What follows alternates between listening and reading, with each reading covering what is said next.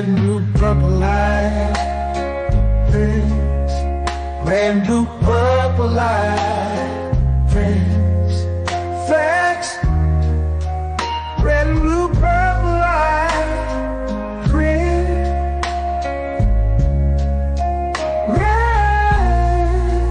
and blue, purple light. Friends, facts.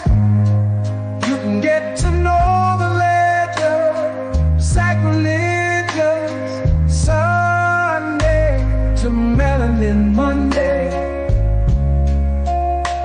You can get to know the ledger, my love. Just open your third eye on Thursday.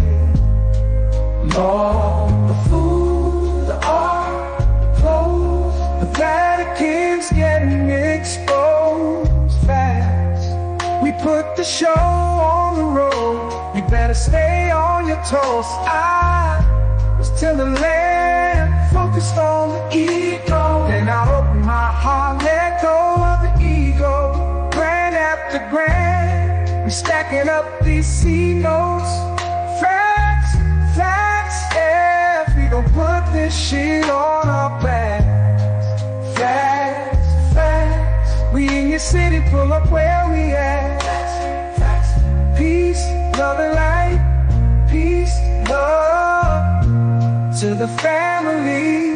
Peace, love and light to the family. Peace, love and light to the family. These days and time, black man, is going to be the time that you have been waiting for. You came here for a reason.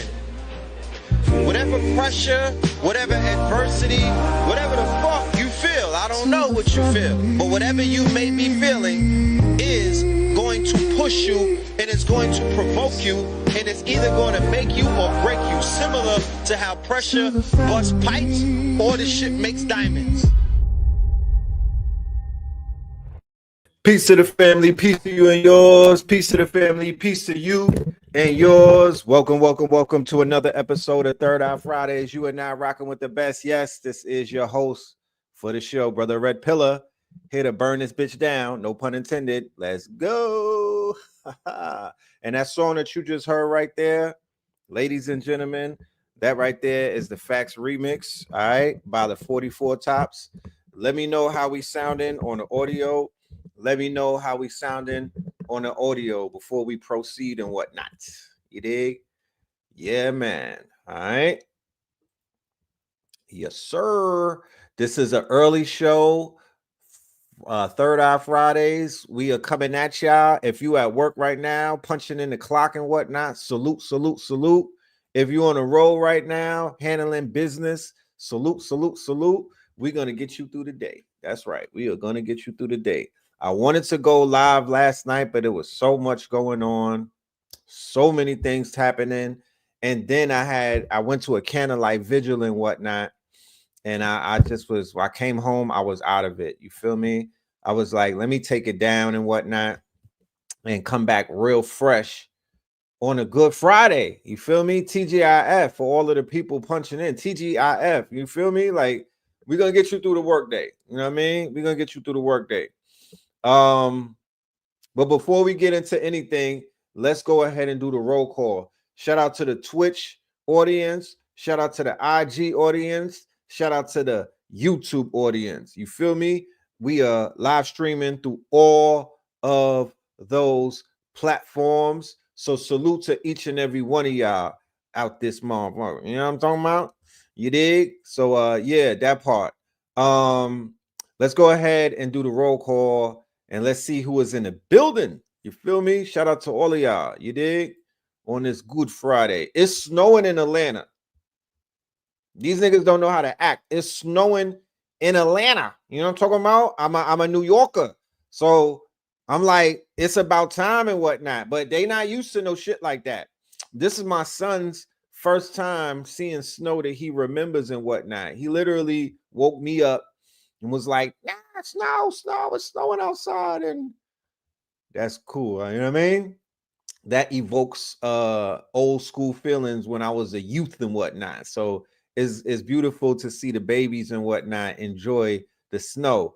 But then it went ahead and started raining and shit. Like, rain. What the fuck? Can your ass stay at home, nigga? This is you let the snow shine. You know what I'm talking about? The rain wanna the rain is like a third leg, a third wheel right now. I said a third leg. It's like a sixth wheel. Like, niggas, can you stay home and just let the snow rock? Like, what the fuck? So now it snowed and shit about 3 inches, and then it's fucking raining. So that's heavy snow. I was literally about to start shoveling snow, make about 2 bands or whatnot. But then I was like, hell to the nah. This is that snow to blow your back out. You know what I mean? This is that heavy snow. So we not fucking with that. You know what I mean? We're gonna get the snow blower. But yeah, black ice. Okay. So they better get this shit up before nighttime because they can't drive in Atlanta on a dry road. So imagine when the shit has black ice. You feel me? I'm not here for that. I'm staying my ass inside of the man cave until about Sunday and whatnot. You feel me? Because it's gonna be dangerous on these roads. So if you're on a road in Atlanta, get your ass off the road. I promise you. California, California, what's happening? God damn.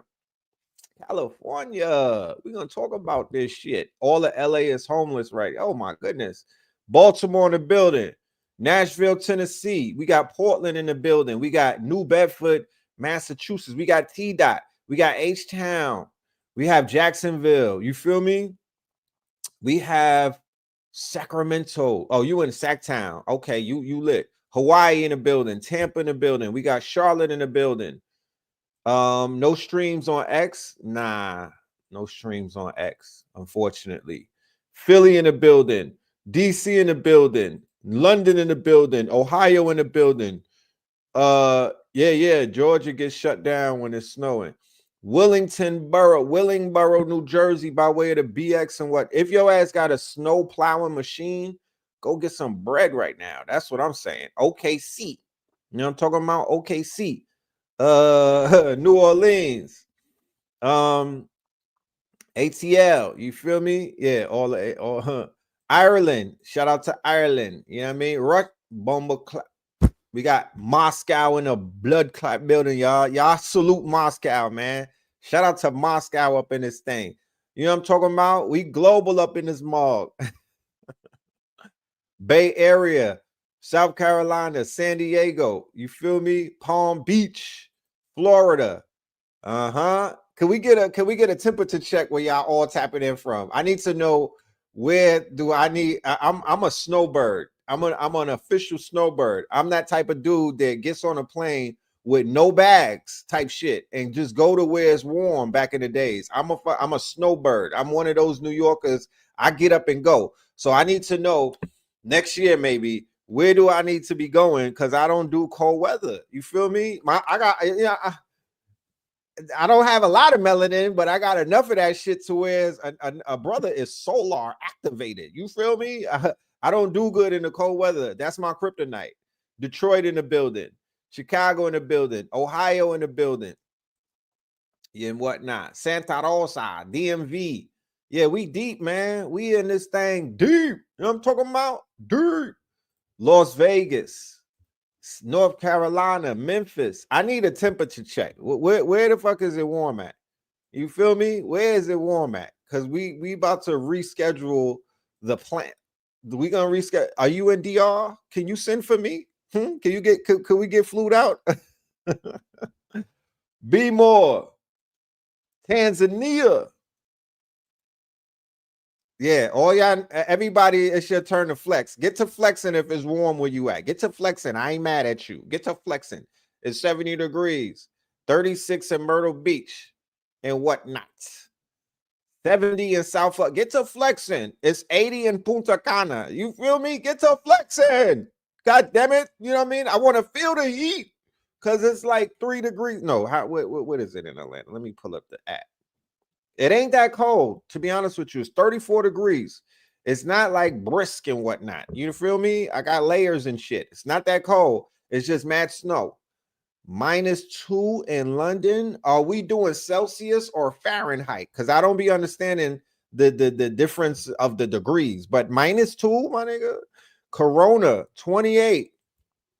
So, oh man, 19 degrees in Ohio, Detroit. Yeah, I need all of my melanated folks to start max exodus.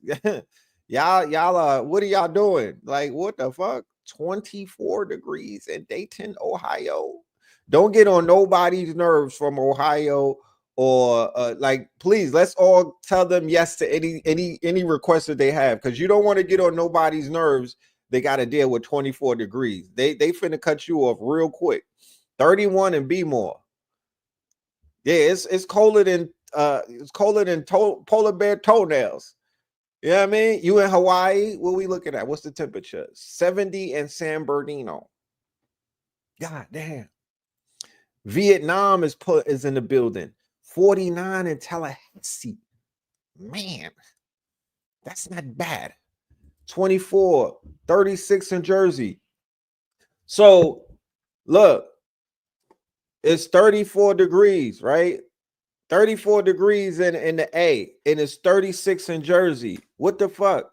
I don't want to hear nothing about climate change. It's something else. That climate change shit don't add up. Even when I fed it to ChatGPT, it wasn't adding up.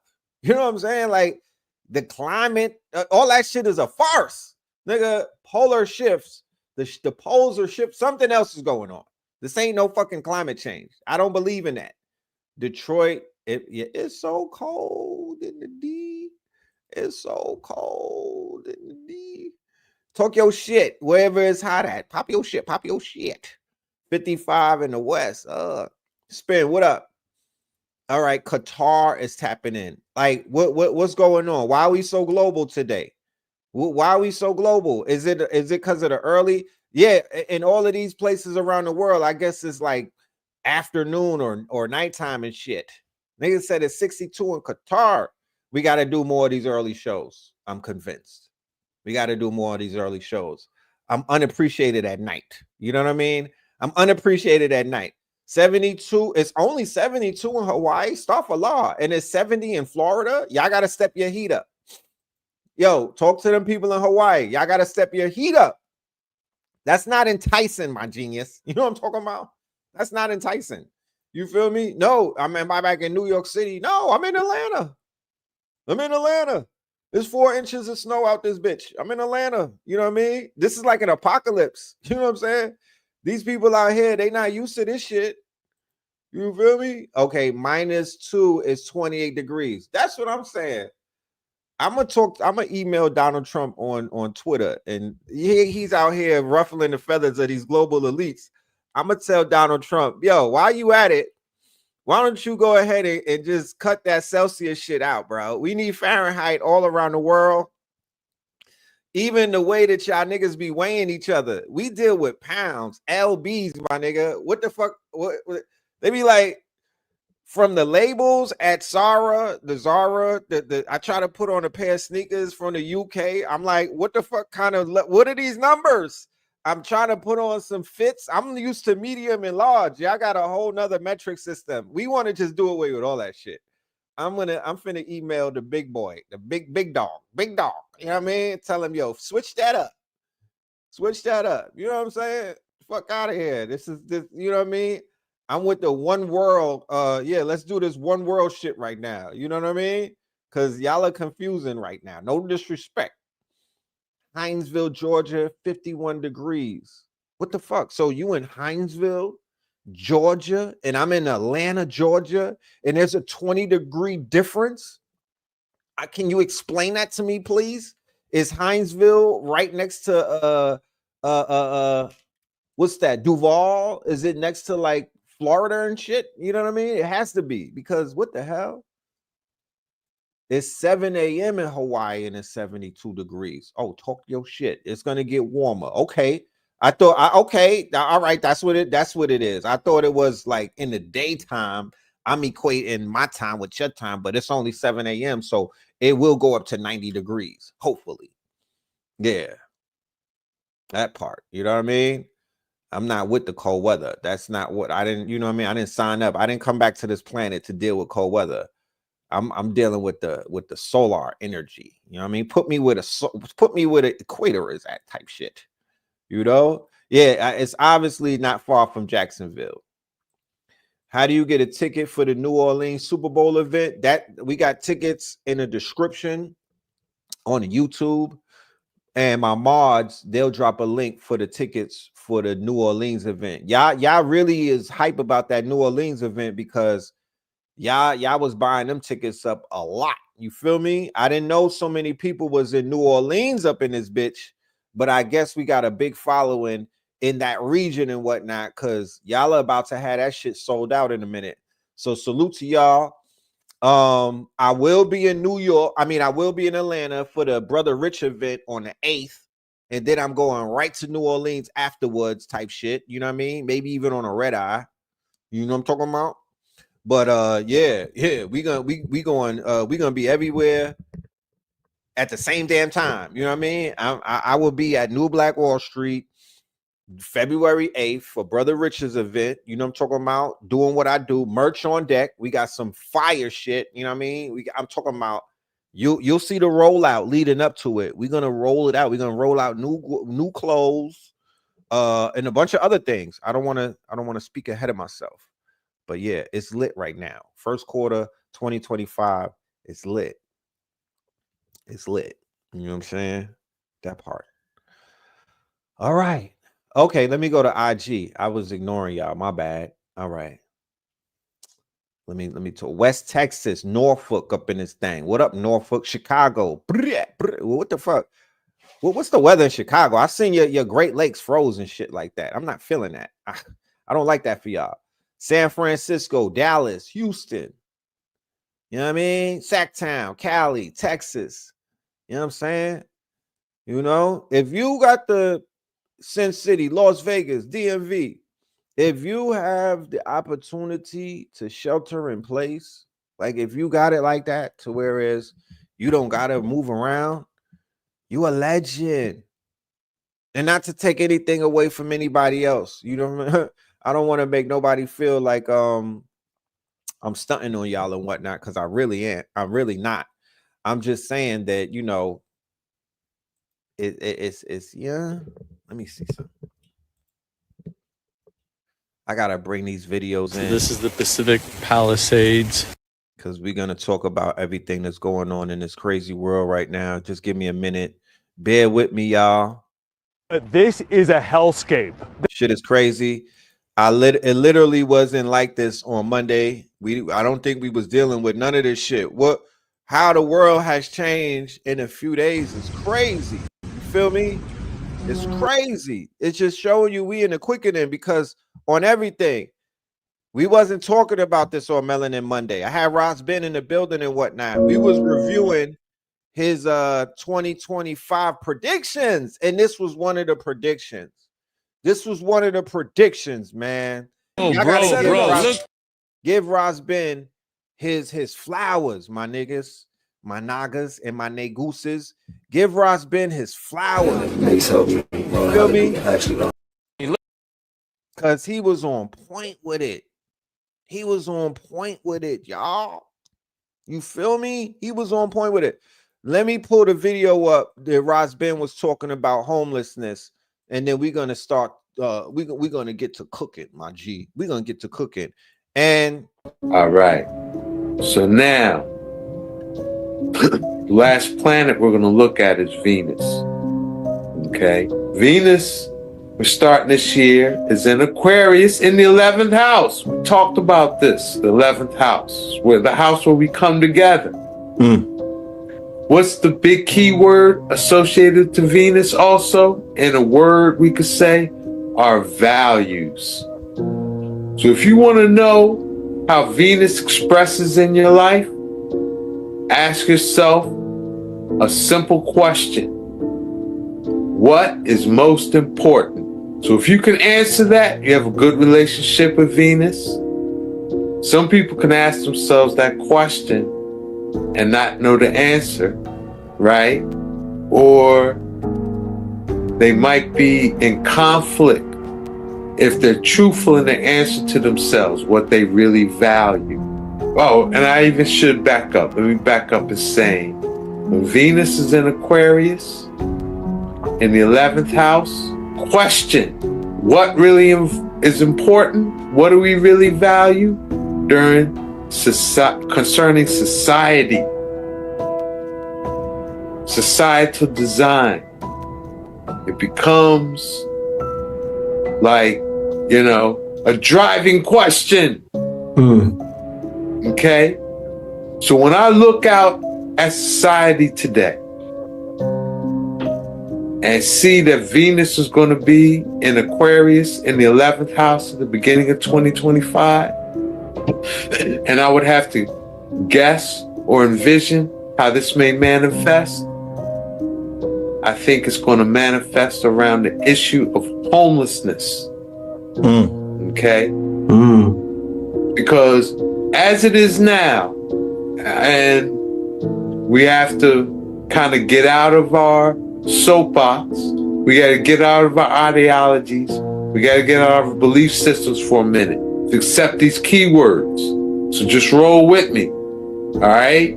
Because I'm not necessarily no communist, or I'm not a capitalist. Neither. Right. I'm saying they're both usury. Those are two forms of usury as far as I'm concerned. Okay? But in this context, I will say, in capitalist society, shelter is not a human right. Damn. Okay? So, whether it don't matter who you are, what you do, just because you here don't mean you deserve a shelter in a capitalist society. Is that right? Is that what's really important in social design? I don't know. We're all going to be wrestling with that issue this year. Okay? Now, one of the wilder ways I kind of see this when I'm looking at the world today in 2024 and seeing that Venus is going to be in the 11th house in Aquarius, right? How, in a weird way, this thing might be also manifesting. Okay? Because we already see that the issue of homelessness is impacting everybody. Okay? What do I mean by that? let's just call them the ultra wealthy, right? Ultra wealthy communities. I'm gonna use 2 examples. I can use 3 examples. One is Santa Monica. Come on, fam. Keep in mind, right? The disclaimer, he did this December the 30th, 2024, right? And here's the disclaimer as well. We are not highlighting anybody's misfortune, right? We are not trying to make points and whatnot out of anybody's misfortune. We send in love and light to every single person in the LA area who has been affected. We just have to put that on a record before we continue. Facts. You feel me? Our hearts go out to everybody who have been affected, other than the Zionists, of course. You know how we come on now. So, for the people who said let Gaza burn, for all of those ultra wealthy Zionists who are in the Hollywood Hills and whatnot, who were sitting back and watching those babies, be decimated over there in the Middle East. You feel me? We don't have no sympathy whatsoever. Me personally, let me speak for myself. You feel me? Like, fuck all of y'all type shit. You know what I mean? There's all I gotta say is karma is a biatch, right? But everybody else who has been affected, we definitely want to say, we hope that you had full insurance and that because insurance cannot replace what was lost. I mean, I'm trying to wrap my mind around the tragedy that's unfolding before my very eyes, and it's very heavy and whatnot. You can't insure, memories. You can't ensure, you know, but you moving forward, here's my disclaimer. Don't live around Satanists. Don't live around Satanists. Bottom line, I got up out of New York because I don't want to be around Satanists. I'm getting up out of Atlanta because I don't want to be around Satanists. You know what I'm saying? The iniquity, when it strikes, it's going to strike everybody in the vicinity. These people got some karma coming to them. You feel me? These people got some karma coming to them, man. These are some heartless people. And I'm not wasting my tears on none of them. I'm talking about, if it wasn't snowing, there'd be a barbecue.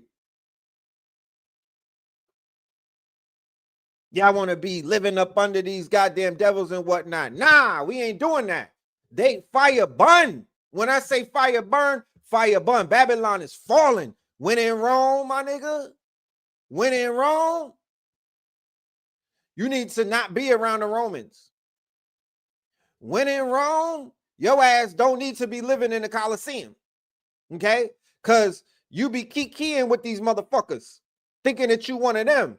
The illusion of inclusion type shit.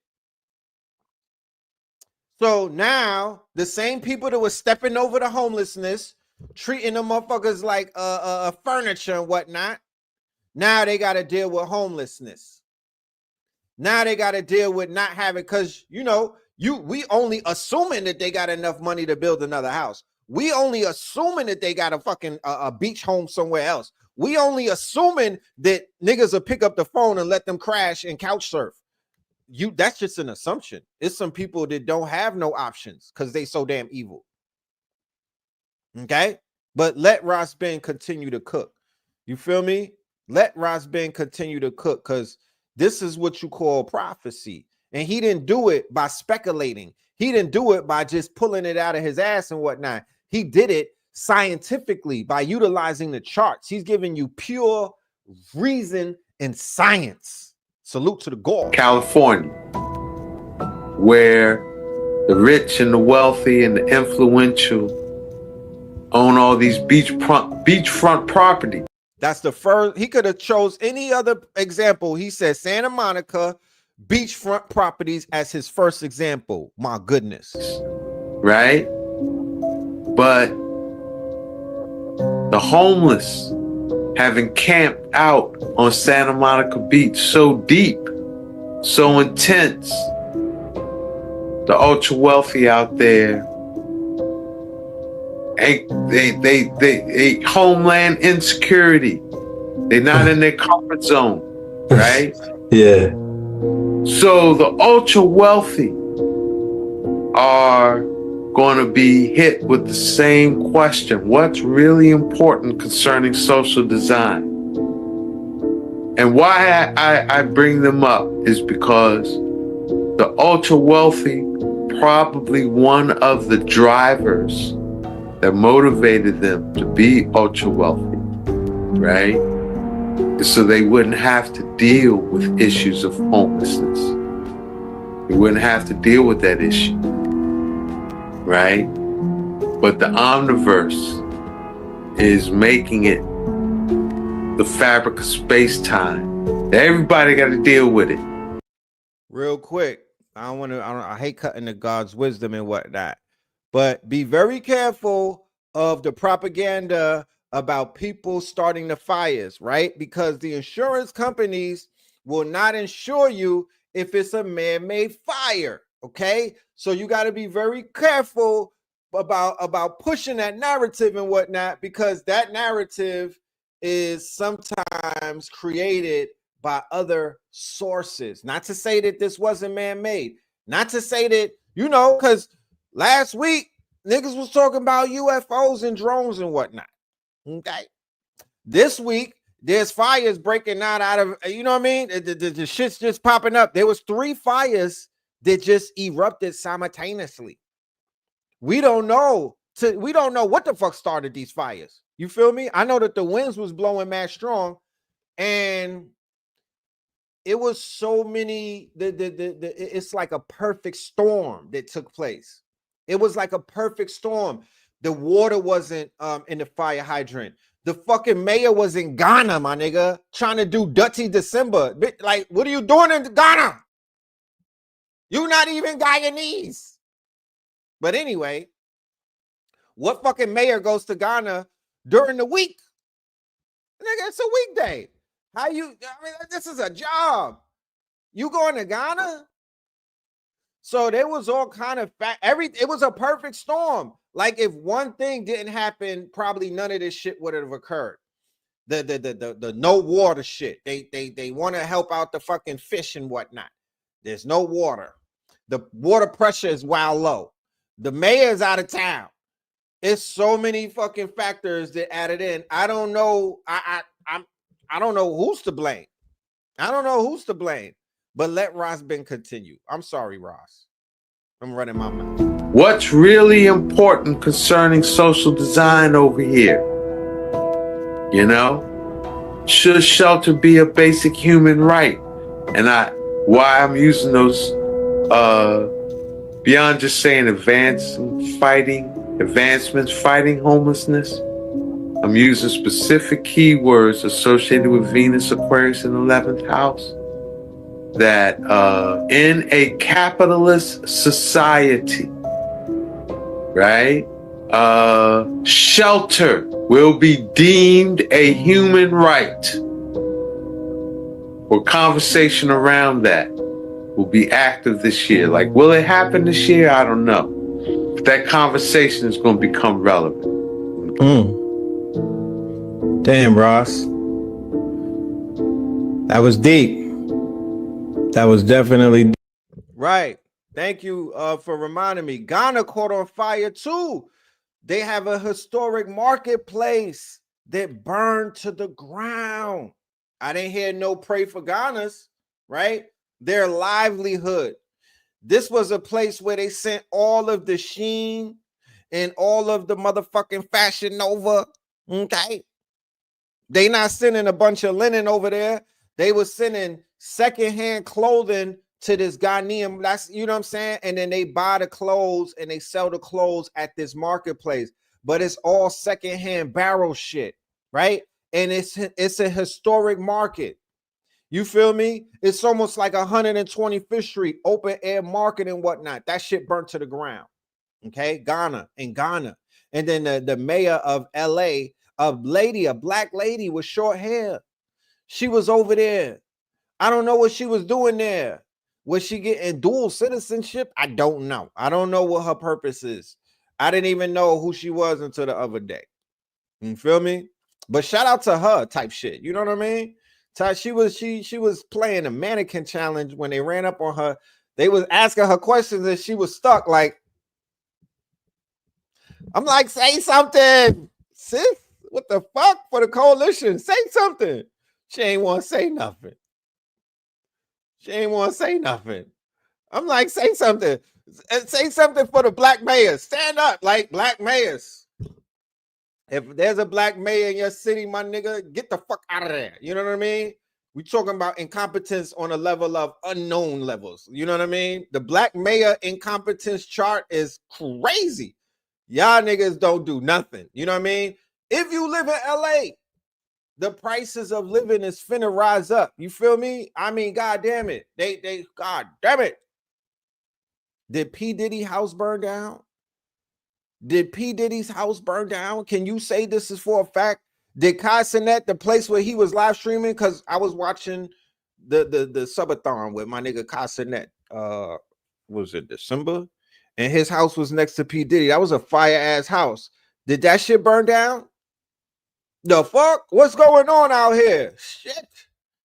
What the fuck did I wake up to? This shit crazy. You know what I mean? This is some crazy shit.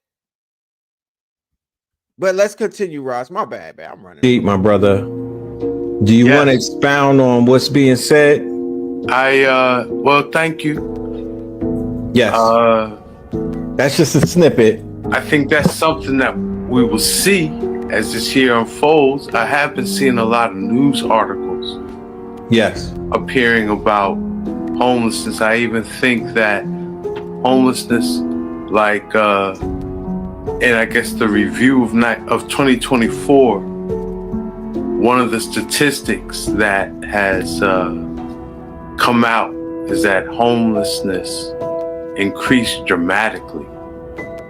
Yeah, 17%. Yeah, increased dramatically in 2024. And so I think in 2025 with Venus and Aquarius in the 11th house,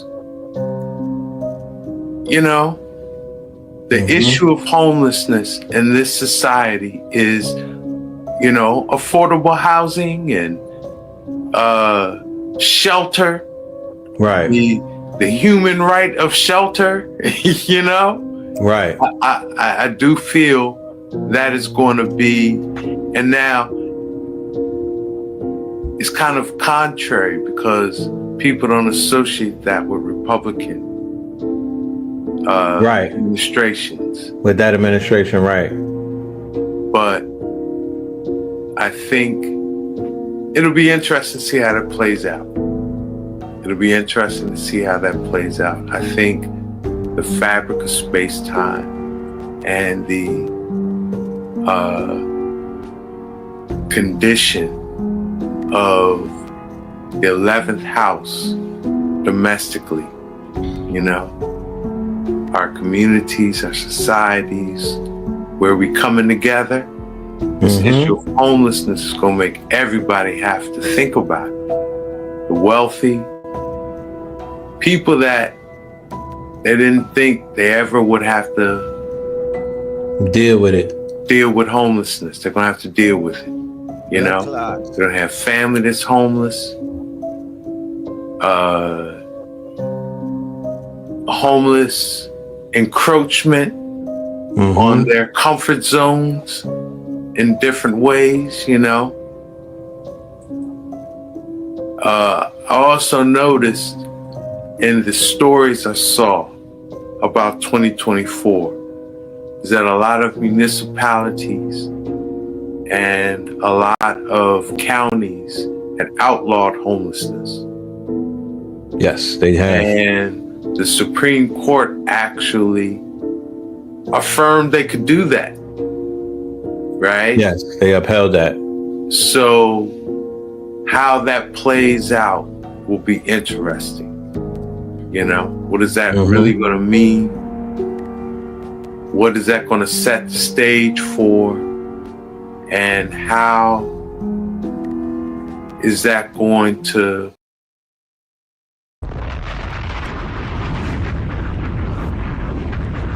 this day? To this day. There we go. The legend. There he go. The legend. Yeah, Ross Ben need a Grammy for that one right there. I mean, the brother, that's just a snippet. That's a snippet of the 2025 prediction that Ross Ben laid out, right? This is the name of the lecture that he did. It's called the 9-year. Hold on, let me see. This is a classic, right? Right? We did Melanin Monday where we touched on it and whatnot about the 9-year. And the lecture that he did is the 2024 in review. And a bunch of y'all grabbed that on Monday and on Tuesday and on Wednesday. Good looking. Thank you. And go ahead and, you know, y'all showing me that y'all are focused because y'all want to get this year. You want to be able to predict what the fuck is going down in 2025, and you trusting in Ross Ben for the forecast, because that's all we giving is a forecast, right? That's all we're giving is a forecast. We can't tell the future, but we could forecast it, right? That was the main reason for me doing the year in review and bringing Ross Ben on to prepare us for 2025, because this year is a continuation of 2024. Remember, I was saying consistently, this is the season finale, right? 2024 was the 24 season, and it was setting us up for season 25. And season 25 was going to be a motherfucker. Okay. Season 25 was going to be seasoned. You know what I mean? With some goddamn Sazon and whatnot. Spicy, spooky, hilarious. This shit crazy right now.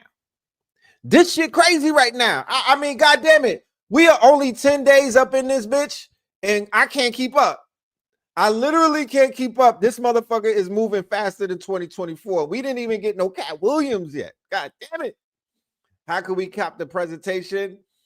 The replay. I dropped the replay too. I dropped the prices on the replay. It's available on KTL University, and the link is in the description and whatnot. I'm gonna have the mods drop the link so y'all could go ahead and grab that shit, because Ross Ben literally went in for about 2 hours. He gave a review of 2024, and then he gave you 2025's forecast. And then I did 5 hours of a 2024 review. I mean, I'm sorry. Don't judge me. It was a lot of shit happening. I promise you. And I cut it short too. You know what I'm talking about? You know how Uncle Murder do the 2024 in review? Niggas need a January review. Let's get Auntie Murder. Like, because Uncle Murder is in Las Vegas with 50 Cent doing, they got a residency. Let's just get a new rapper. Auntie Murder or Uncle Homicide. I don't know. One of you niggas step up and give us a January review and then a February review, because I'm not waiting to the end of the year to get a fucking review about all the crazy shit that's going on. It's a lot of crazy shit, bro. We're gonna be in for a while tonight. I'm just letting y'all know. Yeah, we need Y instead of Uncle Murder. Give us one of these tight jean niggas, or the baggy jeans niggas. YN Murder with a shiesty on type shit. The only thing is he can't mumble. Give us YN Murder type, and we'll get to the uncle shit later on at the end of the year. But what are we doing? Not Mad Skills either. No disrespect. No disrespect. No, not Mad Skills. No, we need Auntie Murder or YN Murder. We don't need Mad Skills. He's not grimy enough. I think it's just the murder aspect, that the murder in this nigga's name, it gives it that extra punch. But we're not doing Mad Skills. You feel me? Thou shall not go backwards. You know what I mean? Thou shall not go backwards. You feel me? You know what I mean? But so much shit is going down. Maybe the 44 Tops is going to have to step in and take over the review game. I think so. Could we do a Cosmic Soul review? And in the month of January, shit was going bonkers. I could hear that. A quarterly review. I could hear that. You know what I'm saying? We need monthly recaps. But there's a slew of videos that I'm about to play. We are not going to leave this whole thing about the fires alone. We're going to get into a little bit of conspiracy, right? Don't judge me. I'm a thinking man. You know what I mean? And my mind and my spider sense is telling me, do not accept the quote unquote, do not accept what these people are telling you as law. Do not accept. Okay, for my mods and whatnot, let me just share with you. It's not the Eventbrite link. I'm gonna show the link right here. It's not the Eventbrite link. It's the KTL University for the replay. All right, let me drop that in there for you guys. But yeah, my spider senses is like, don't necessarily, believe what the fuck these incompetent people are telling you. There might be a little bit more. I mean, I'm not about to get, when they say that people are insulting your intelligence. I'm not the most intelligent person on the planet. I don't claim. Hey, there's other people that took that title and whatnot. I'm not one of them. You know what I'm saying? I'm not the most intelligent, but I'm also not the most stupido. You feel me? I'm not the most stupido. You know what I mean? There was 100 mile per hour wind the day that the fire started. But was there a wind machine that got turned on? You got to ask yourself. 100 mile per hour wind? Nigga, that could blow your skin off. Like, what the fuck? You know what I'm saying? That's a crazy amount of wind. But check this out. Mobile. This nigga look like Santa Claus. So this is the Pacific Palisades mobile home park. What used to be of it? Crazy, crazy stuff. Wow, that's so sad. You can see the fires up on the top still.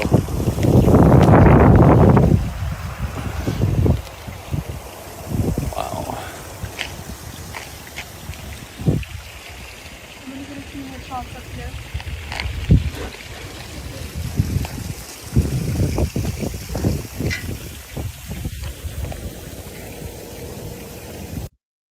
Crazy, crazy. Shit crazy, right? More clips, more fire. Fire. It is unusual to see a home that is not. We're here on the Pacific Coast Highway in Malibu, and look at what 80-mile-per-hour wind gusts are doing to these flames. This home devoured, the one next to it about to go up in flames as well. Meanwhile, fire crews here stretched thin. We have seen very few here on the road as they are battling fires throughout this area. A community completely destroyed by the ferocious wind-driven Palisades fire on the west side of Los Angeles in Pacific Palisades. One man, seen trying to use a hose to put out the flames, got burned in the process. We visited one neighborhood overnight, which is a total loss. Got this one over here across the street, another one up in flames. You pan over here, homes lost on this street, home here gone.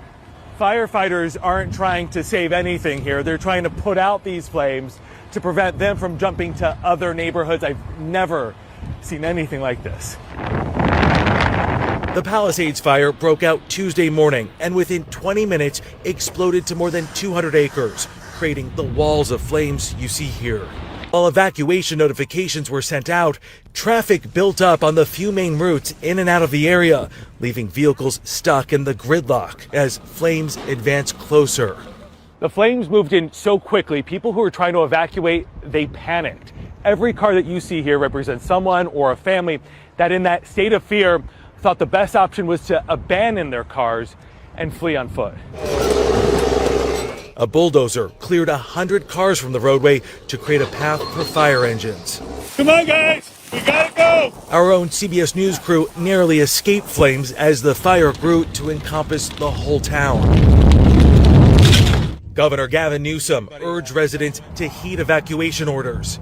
In all of my years covering wildfires, I have never seen anything quite like this. I mean, home after home in iconic Malibu destroyed. There are more homes on fire than men and women that can get to them. The LA Fire Department calling on all backup reserves off duty to come into service for the first time in 19 years. You feel me? You feel me? Everything that Rod's been talked about, right? Everything that Rod's been talked about. People are dealing with homelessness who never in their life thought about homelessness before. Never in their life thought that that can happen to them. Never in their life factored in them losing a home. You feel me? Never. But it's a reality now. Scary.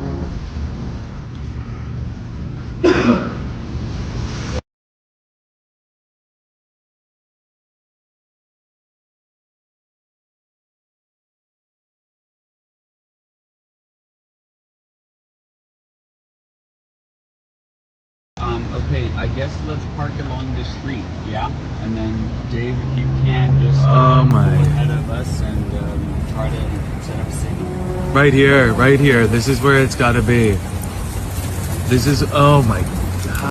Somebody told me that the ancestors said it's time to fucking leave, colonizers. God, what? I've never, look at this. So somebody want, you know, it's not cool to have the conversation right now, but you know, the conversation has to be had. Where are these people going to go? This is not their land.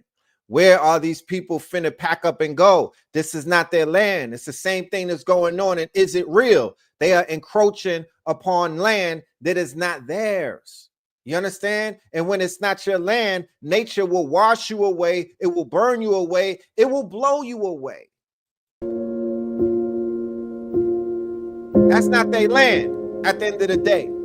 So for anybody that's trying to cry tears over some people and whatnot, because you fake, you know what I mean? You gotta, you know what I'm saying? You got this type of you know what I'm saying, soft place for the motherfuckers who are the real migrants and whatnot. You know what I'm talking about?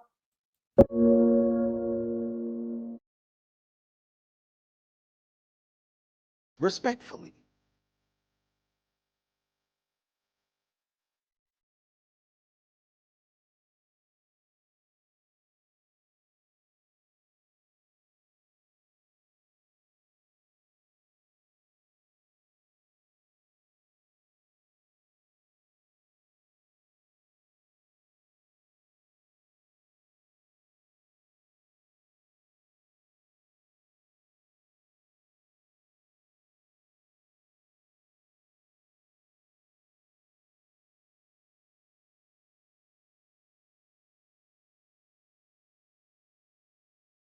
Yes, the historically black city that burned down. I just want to say once again, we sending out our prayers, we sending out our energy and whatnot. You feel me? But when I address one thing, I don't, you know what I'm saying? Like, I'm addressing what I'm addressing. I'm talking about this situation with these folks along the quote unquote Santa Monica, Malibu, and all of that. Them motherfuckers that used to turn their nose up to y'all, them people. That's what I'm talking to. The people in a historically black neighborhood, that's your city. You know what I mean? You need to get back that beach. You need to get back them shorelines. Y'all deserve all of that shit back. Y'all was out there wanting to get your reparations and stuff like that. Everything that y'all are standing for, y'all deserve it. Unfortunately, in the way that the ancestors, when they come back and blow shit up, and when they come back and burn shit down, and when they come back, it's called collateral damage. You sometimes you got to know when to get out of there, and you have to be in touch to be like, I'm out, right? I saw a video with a sister. She had her house burned down, but she was in Africa. She was like, yo, I got up out of there with my family. I kept wanting to go back, but something told me, stay your ass right here. And, you know, she just got to deal with it. You feel me? But at the end of the day, it shouldn't just be a historical little city out there. That whole shit should be ours. Khalifa that we're talking about, Queen Khalifa. It's literally on the fucking record books that was a city of gold that they just came and took. So there's earthquakes hitting that bitch. San Francisco got hit with a 3.7. Spin City told me that they got hit with a 7 point something today. Like, it's some shit going on in LA. And the big one hasn't even hit yet. If you're on the West Coast, and you've been hearing all of this talk about a big ass earthquake, what the fuck are you still doing there? I'm just saying, like, y'all are literally living in a place full of iniquity.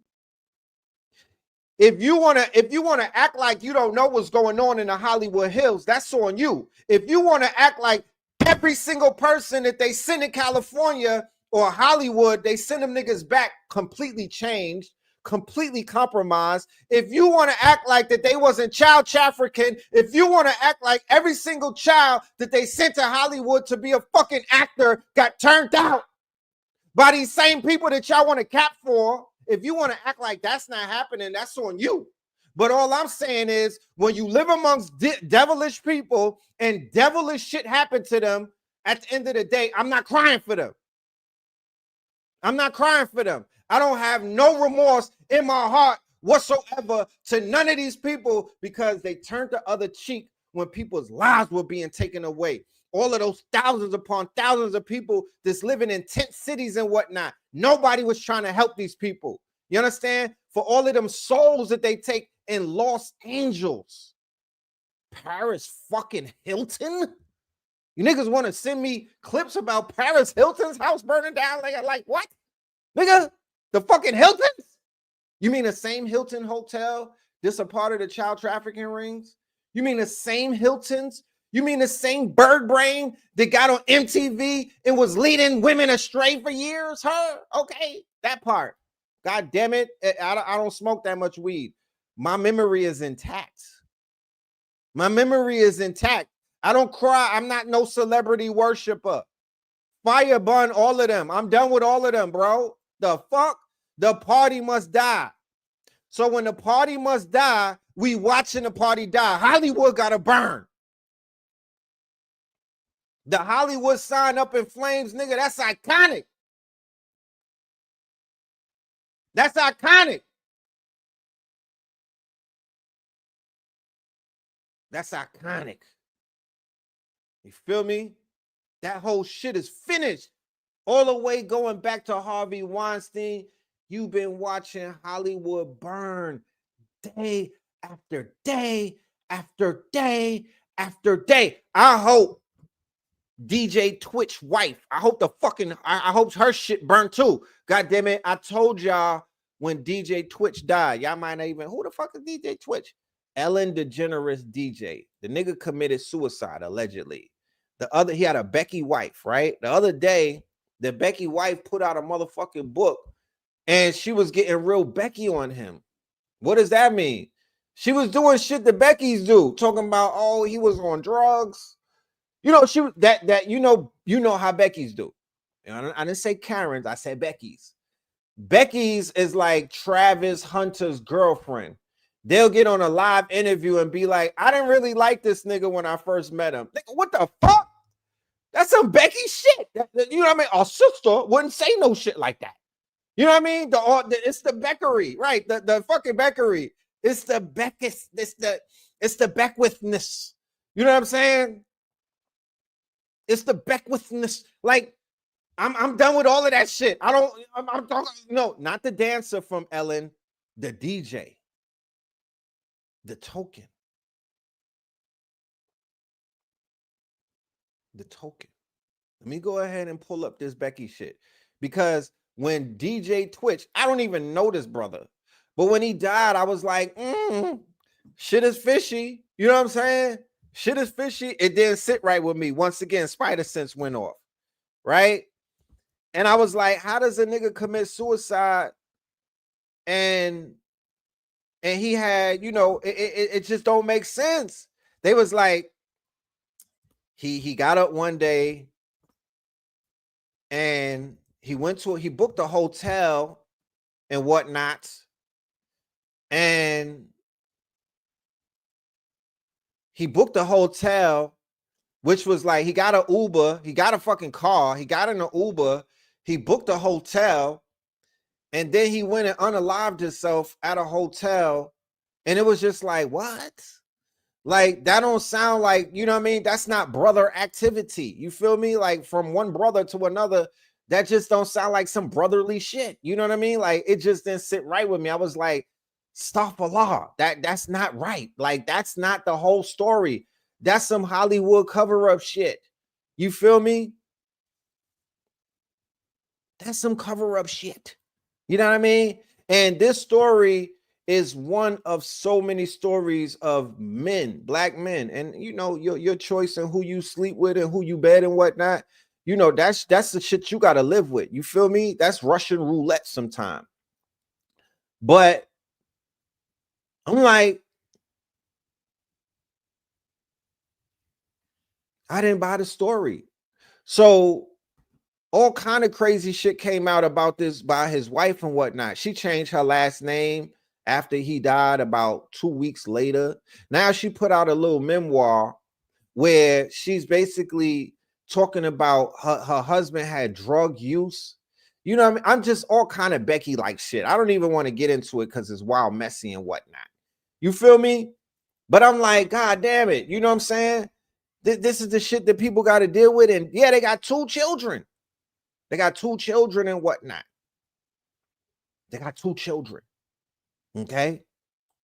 So a lot of that shit got to do with Ellen DeGeneres. You know what I mean?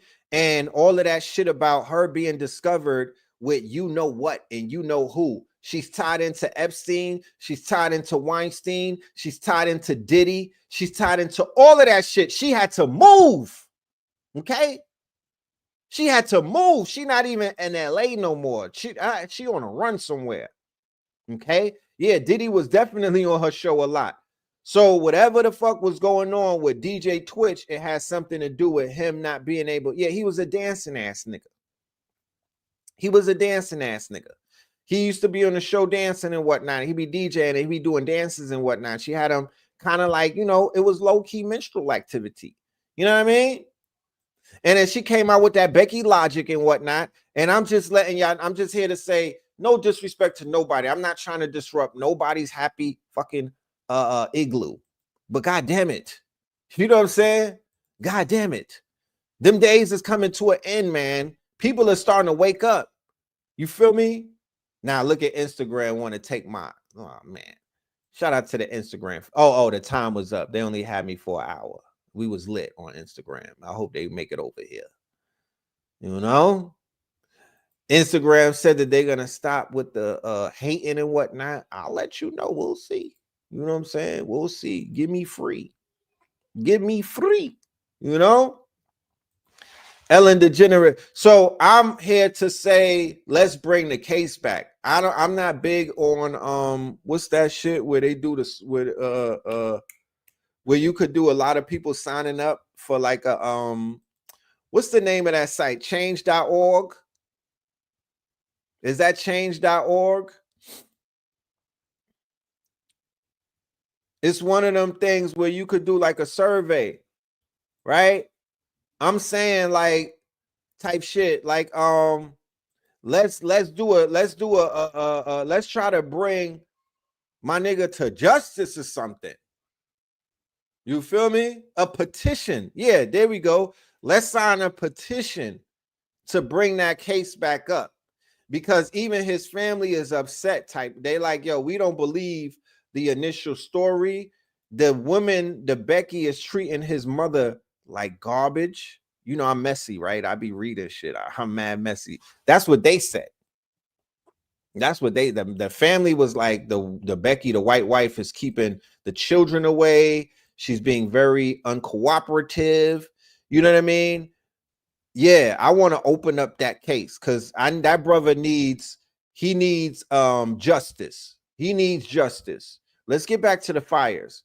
You feel me? But that's just one story of many stories of lives that have been taken in Hollywood. That's just one story of many stories of unsolved, because Hollywood was founded by ghoulish gangsters, right? And because there's so much money out there, all of the police forces are compromised by the small hats, if you know what I'm saying, right? So when people unalive or get unalive, it's really nothing for them to say, yo, it was a suicide and whatnot, because everybody is kind of like in the pocket of the Zionists. You feel me? So when you are out there, you will not necessarily get too much justice, right? Because the police, the LAPD, are compromised and they work with them people, right? So a lot of people come up missing. A lot of people get trafficked. A lot of people get unalive. A lot of people go into the mountains and they don't come back the same. The mountains is on fire. You feel me? So there's a spiritual karma taking place, ladies and gentlemen. Has nothing. I already did my disclaimer where I done sent out love and light to those who are innocent and not necessarily, deserving of the karma. The sister Janae Ayako, she lost her everything. I like her as an artist. You feel me? Like, I heart her. You know what I mean? And when I saw that, my heart was hurting. I was like, damn, Janae, shit. I had to. I'm currently in negotiation with the wifey to offer her a room. You know what I'm saying? Yeah, Ellen's house flooded in the UK. She can't run from her karma. That shit is smacking her everywhere that she go. Her house got flooded in LA. Then she went to the UK. The fucking flood followed her out there. Like, nigga, they on her tail. They are on her tail. Yes, I'm offering her shelter type shit. I'm like, I'll send a ticket, you know? But for them devils in the mountains, for them demons in the mountains, for them heartless people in the mountains, yeah, it is a big play. They're going to try to build a smart city, allegedly, what I heard. Let's check out some more clips. Did we see this already?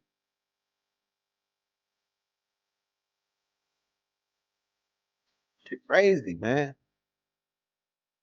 Shit crazy. You know? Yes, I'm aware that a historic black neighborhood got burned. Yes, I'm aware of that.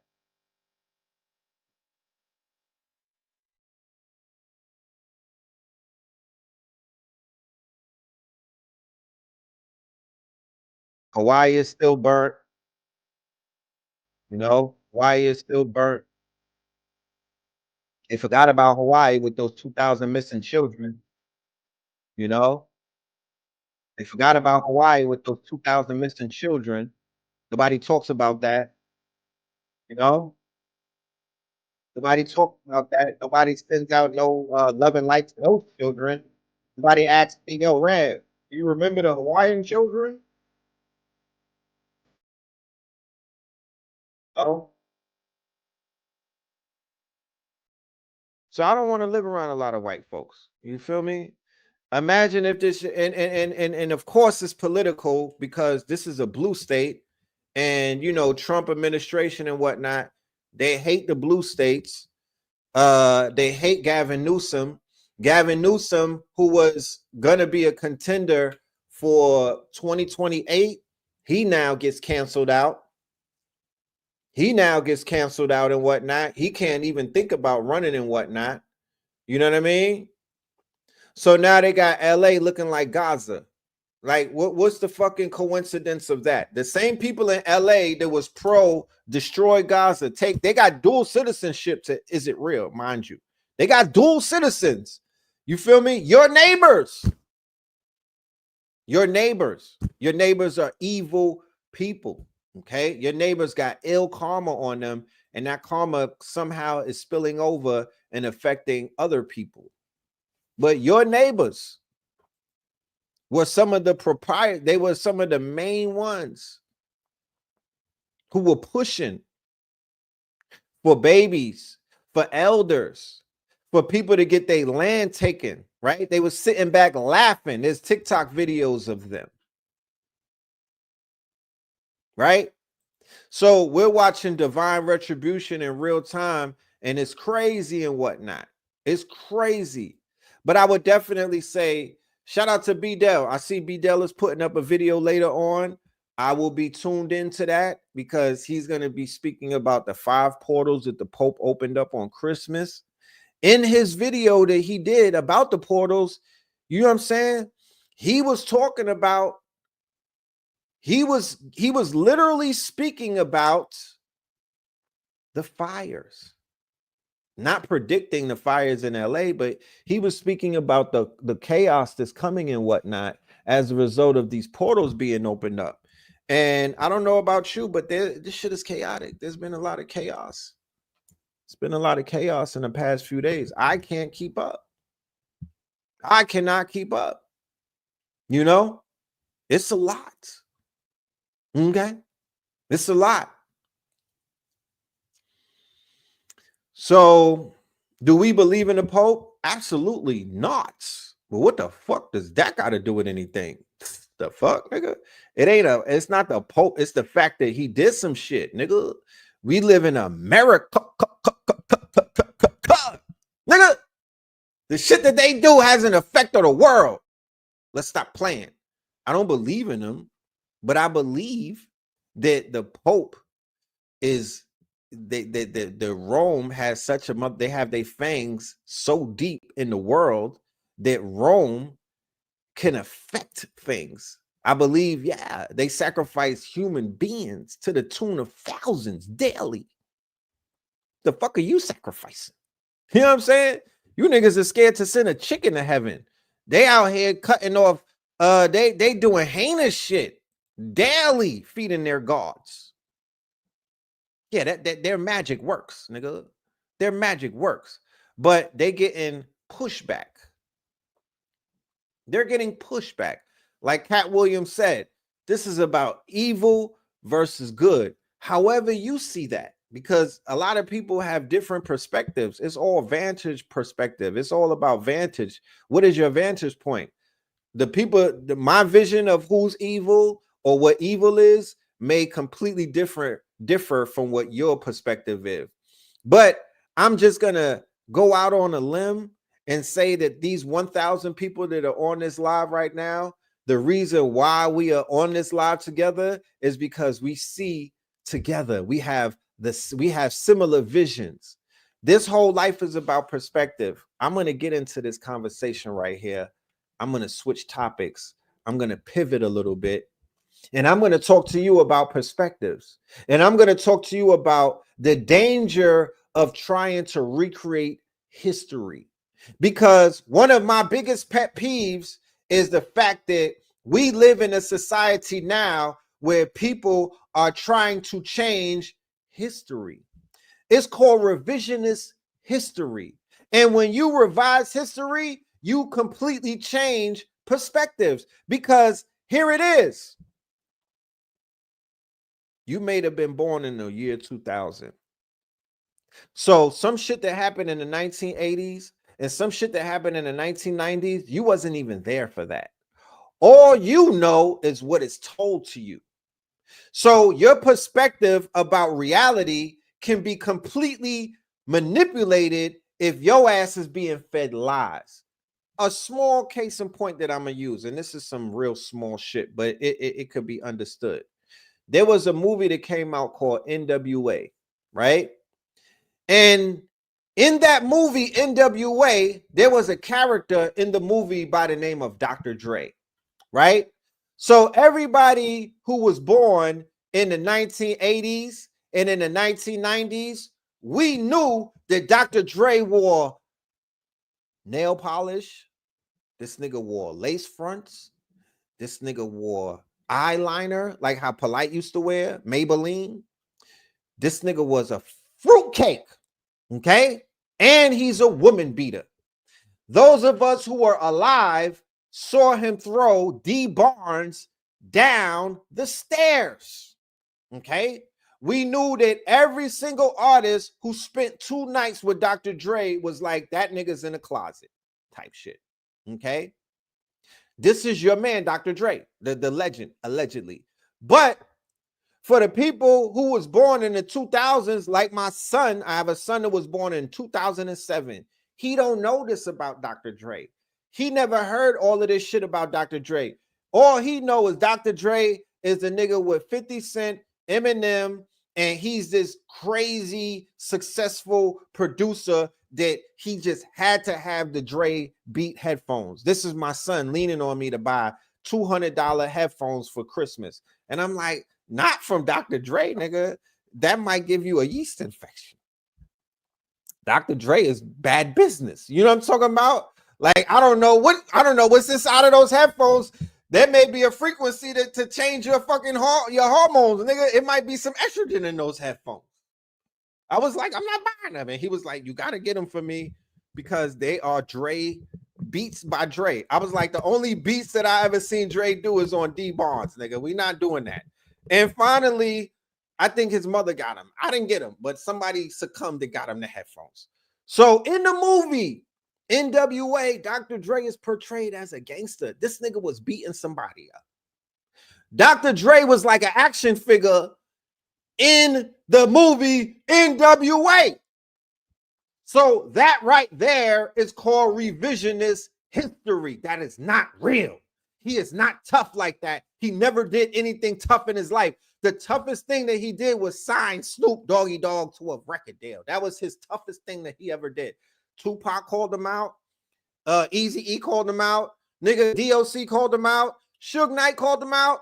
Mad people called him out and was like, not only is he a fruitcake, he's just fruity. I mean, he's not a good person, right? But because he has a few dollars, because niggas like my son and other people was buying his fucking headphones and made him a billionaire, he's like, you know what? I'm going to produce a movie and it's going to change my perception amongst the people, right? Maybe not the people who know about me, but I'm going to create a new vision of myself to these new niggas, right? So here it is.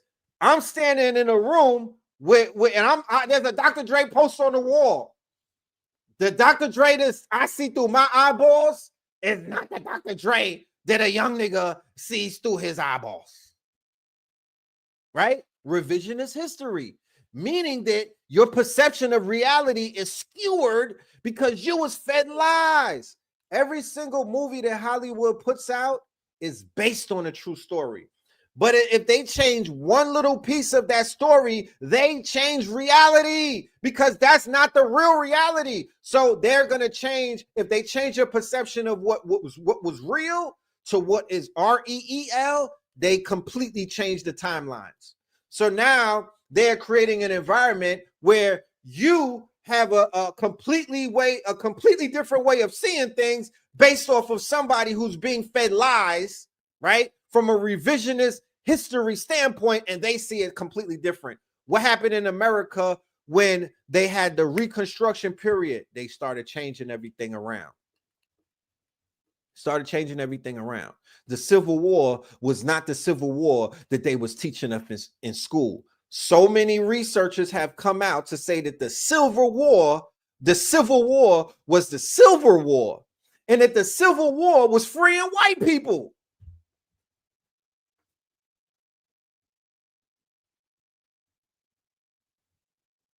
I could get canceled for saying something like that. Why? Because there's a large majority of people whose perception of history is affecting their perception of who the fuck they are right now. When they look in the mirror, they're like, oh, I look like Kunta Kinte. I look like Chicken George and whatnot. Nigga, you don't even know if you was part of that. Your family could have been plantation owners because the white people was on plantations. Indentured servants, whatever you want to call them, they said that they were the banshees. They were the wild men. They called them the wild men. These were butt naked, barefoot white folks with damn near locks and shit. They was crazy.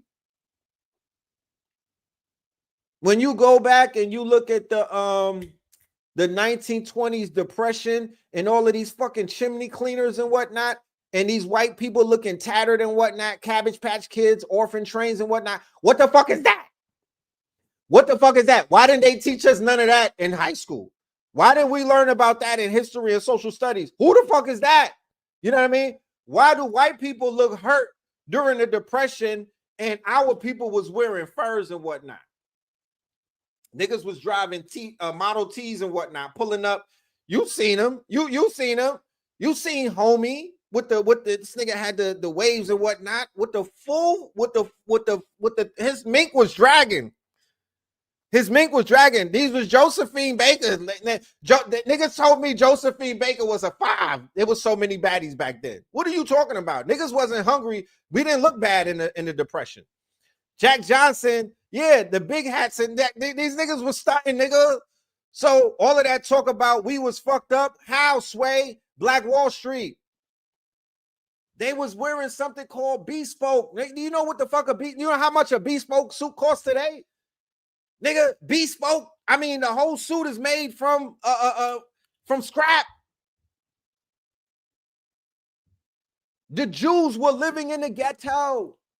They were living in tenements. Cab Calloway had on all white. This nigga had a wavy conch. What are we talking about? Like, where's the pictures of our people during the Depression? Why we wasn't depressed? So a lot of shit was changed post World War I, post World War II, and post Vietnam. There's been revisionist history taking place, and then Hollywood came out and they led the charge. The same people that knows Hollywood Hills, mind you, this is their relatives, this is their bloodline, this is their lineage. These same people who made money standing on your people's stories, right? Standing on the necks of our people. They became ultra rich and they live all up in LA. They live all up in Santa Monica. They live all up on them highways, PCH and everything. They live all up in them hills and whatnot. They were the ones who were able, they gave them the status of white because of what they did in Hollywood. I could show you the book right now called Empire of Their Own, right? The so-called Jew who was at the bottom of the totem pole, right? Underneath black people, okay? They were at the bottom of the totem pole in America in the 20s and whatnot, in the 30s. They had to level up by utilizing Hollywood. Yeah, they were in charge of the Nickelodeons and the Vaudevilles and whatnot, and they leveled up with the moving picture. Thomas Edison ran them out of New York and New Jersey, and they ran to the West Coast, and they founded an orange grove, right? There was California was an orange grove, or Hollywood for that matter was an orange grove, and their gangsters, Bugsy Siegel, they founded it in blood. They was killing a whole lot of people and they founded Las Vegas with mob ties, mob money, and bullets. And that's the same thing that happened in Los Angeles, right? Gangsters, mafia, mob. And that's who's still running it. That's who's still running it. Okay? That's who's still running it. And if you ever was in the business, if you get deep enough, they will introduce themselves to you. You'll find out. Did San Fernando Valley burn? Were they doing all of the pornography? Did that burn? Did that get spared and whatnot? Them fucking studios need to go up in smoke. You feel me? Yeah, Bugsy Siegel, they love to glamorize him because Bugsy Siegel was the one who helped to found it. Bugsy Siegel is a Jew. I can't, what am I talking? Let me change my language. I'm wilding. The algorithm about to smack me up. But yeah, Bugsy Siegel is the top gang, one of them top, the purple gang, Murder Inc. and all of that. Huh? So I got a big pet peeve about changing history and moving the goalposts. I don't like it, right? And when I live through some shit and I see people trying to change history, I get triggered. I get triggered, bro. And there's a situation in hip hop right now where I'm offended. I have a whole segment that I want to dedicate to New York hip hop.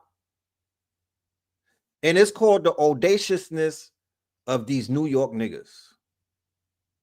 And it involves a lot of New York niggas. And I'm just about at my wit's end with New York.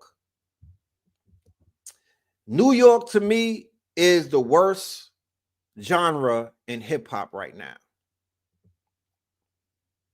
These niggas have the audacity of I don't know who. You feel me? Let's shift the coast right now. So we want to be an equal opportunist. You feel me? We want to be an equal opportunist. We want to hand out some motherfucking ass whoopings to everybody today. You know what I mean? Everybody could get it. You know what I'm talking about? Jim Jones, come to the front of the room, my nigga. Jim Jones, you're going to be the first one that we got to talk to. Let me talk to these niggas, man. Jim Jones, you have some fucking audacity, my nigga. Let me play this clip real quick. God damn it. Jim Jones, you got some motherfucking audacity, bro. Check this out. Let me tell you something. Hookah, cigarettes, cigars. I'm with all the smoke, nigga. No, you can't. So Mace taught me how to rap. Mace actually showed me, he was the first person to show me how to rap. Mace actually sat me down and showed me the magic to rap. So here's what's going on in New York, right? There was a clip where Jim Jones, who is the world's most famous weed roller, right, was talking super greasy. about the nigga that put him on. Now, if I don't be capping for rappers like that, but if I'm ever going to say something, it's going to be in the face of some egregious shit, because at the end of the day, this spills over into real life. This is shit that niggas in the streets. This is shit that some of y'all best friends, this is shit that I be seeing and whatnot. And it has to get nipped in the bud real quick, man. It got to get talked about, fam. Like, if somebody puts you on, if I find out about you through somebody else, if somebody changed your life by making you even a hype man, even a weed roller, if somebody puts you into the game, you gotta maintain a level of respect for that person. I don't give a fuck how many times y'all fall out. I don't care what's going on. Nobody wins when a family feuds. You do not take your issues to the motherfucking internet. You do not clout chase on the internet for no sympathy. If you not getting shit done with your bros and whatnot, you be man enough to book a motherfucking appointment and wait your turn so you could sit down and talk to whoever you have an issue with. The internet don't give a fuck, and we will cook you if you don't say it right. If you state your case and your evidence ain't hitting like that, nigga, you gonna look like you goofy. Because if somebody helps you in life, niggas will never know about Jim Jones if it was not for Cameron. So check this greasy shit that he says out. And look at his face. Look at the hate in his face. Look at his face when he starts talking about these men. Right now, he just did. Give me the Cam right now. He just did the interview with 50. For the younger audience, we had like a rap battle thing at one time. And 50, what you did, so we was having interior problems at Dipset. Nobody knew about this. Nobody knew that we was like not on the same page. Right. So when me and you were battling during our music thing, you got members of Dipset to come to your show. Them niggas be on my dick, right? Them niggas ain't got nothing else to think about but Capo. I did a lot for them niggas in their life, you know? Both of them. Pause, though. You know my dick. So, once again, right? And this goes out to everybody who got put on by somebody and have the audacity to say that you helped them out. What the fuck did you supposed to do? You got put on, fam. You are the worst rapper in Dipset. You was the worst rapper in Dipset with the mixtapes, and you still the worst rapper. You not nicer than J.R. Ryder. You not nicer than Hell Rel. You not nicer than Unkasa, nigga. So how did you help somebody out when you got put on so you can help? I'm trying to understand. Family first. What the fuck? Nigga, like, I will kick you out of this room. Don't spam my chat. All right, cool. Say less. So, if I put you on, it's to either roll the blunt or to help me out. His pen got better, but he's still trash, right? His pen got better, but he's still not the best in Dipset. He's not top 3. What are we talking about? I don't give a fuck how his pen got.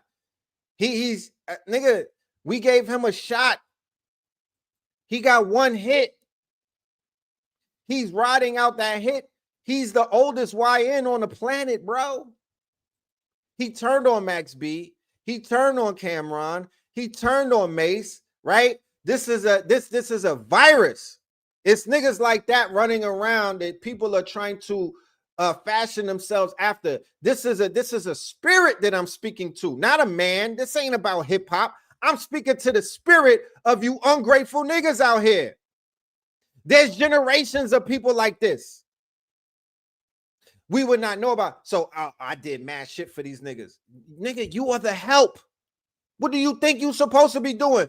You supposed to film the videos. You supposed to bring the goons around. You the help.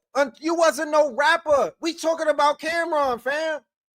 Nigga, Big got Cameron his record deal. Would Big got you a record deal? If Big would have got you a record deal, you would have had one, nigga. What are we talking about?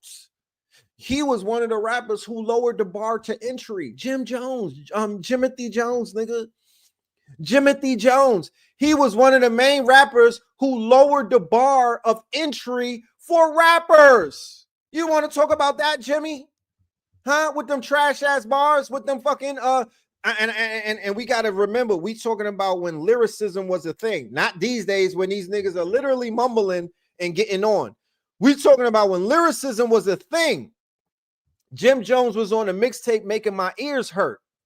Yeah, come on, man. Talking on my shit like that. Yeah, you never clear shit up. And we never hear your side of the story.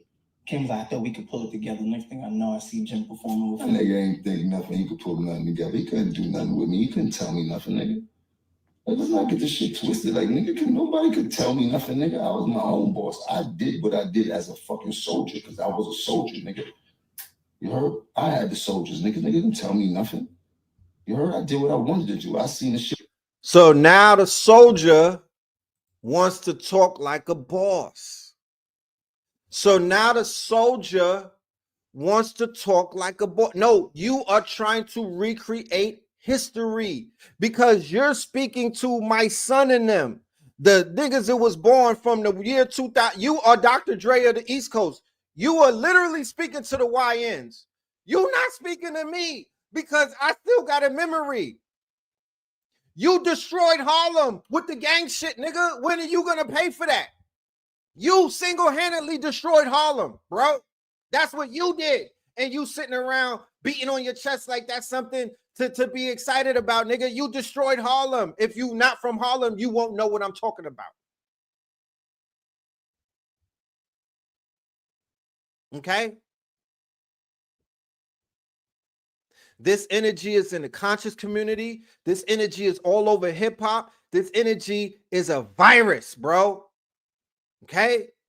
Why don't you just keep it a buck and be like, yo, I don't talk to homie no more, but all respect and everything? Because if I show you the clip when he was with 50 Cent, matter of fact, I got to show you the clip because y'all thinking, you be like, what is Red talking about?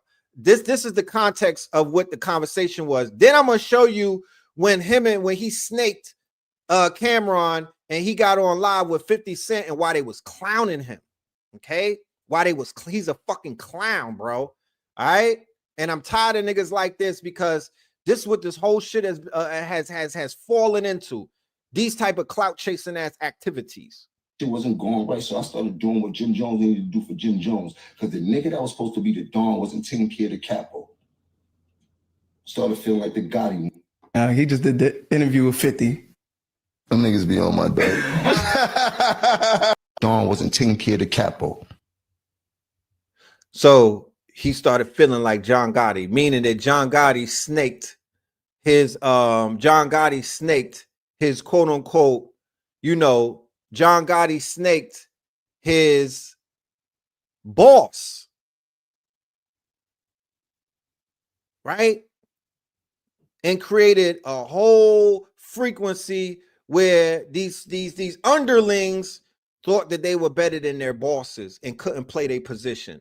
So this is the betrayal right here. Right here. Bought you the biggest record of last year, right? Oh yeah, we had a nice time last year. What we call that one? I was balling. We still balling. What's poppin', big baby? It's balling. So man, we got this. So why are you here? Let me add some context as to what you're seeing right now, right? They was at war. There was a war going on, a hip hop war and whatnot. And Jimmy 50 Cent, the genius that he is, the genius chess player that he is, he was like, you know what? I'm going to go for the weakest link, right? While we at war, I'm going to go for the weakest link because I know Jim Jones wants attention. You could see through it and whatnot. You could see this nigga was a clout chaser. And 50 Cent basically utilized the art of war and he checkmated the whole fucking crew and destroyed Dipset this day. This was the day the Dipset was forever destroyed as a brand. So you spend all of this time to build your brand up, to be about something, and you went ahead and you did this thirsty ass shit. And 50 Cent was sitting down with Cameron laughing about it because it's a laughable thing. And Jim Jones' ego was so hurt that all he could say is, was not a rapper. These niggas is on my D. Jimmy was not a rapper then. Right. He was your man, like on the side, like on the side, just he was not a rapper at all. Right. So when Ballin' took place, and I'm looking and I'm going, oh, he having a moment. That's the Lloyd Banks. It's Lloyd Banks thing. He wanted that. He was watching them be that, like Mace be that, and Cam be that, and looked at, and it was finally he had one. Mm-hmm. And I just looked, and I knew I just took the shot, Murder, to see, because I wasn't sure he was gonna go for it. Mm-hmm. But I was like, we like Jimmy better than you anyway, Cam. You gotta watch and see how he responds. And then you see, he like, oh shit, he really like that. Give me this, get me Jimmy. Yeah, tell him we want you at the show, Jimmy.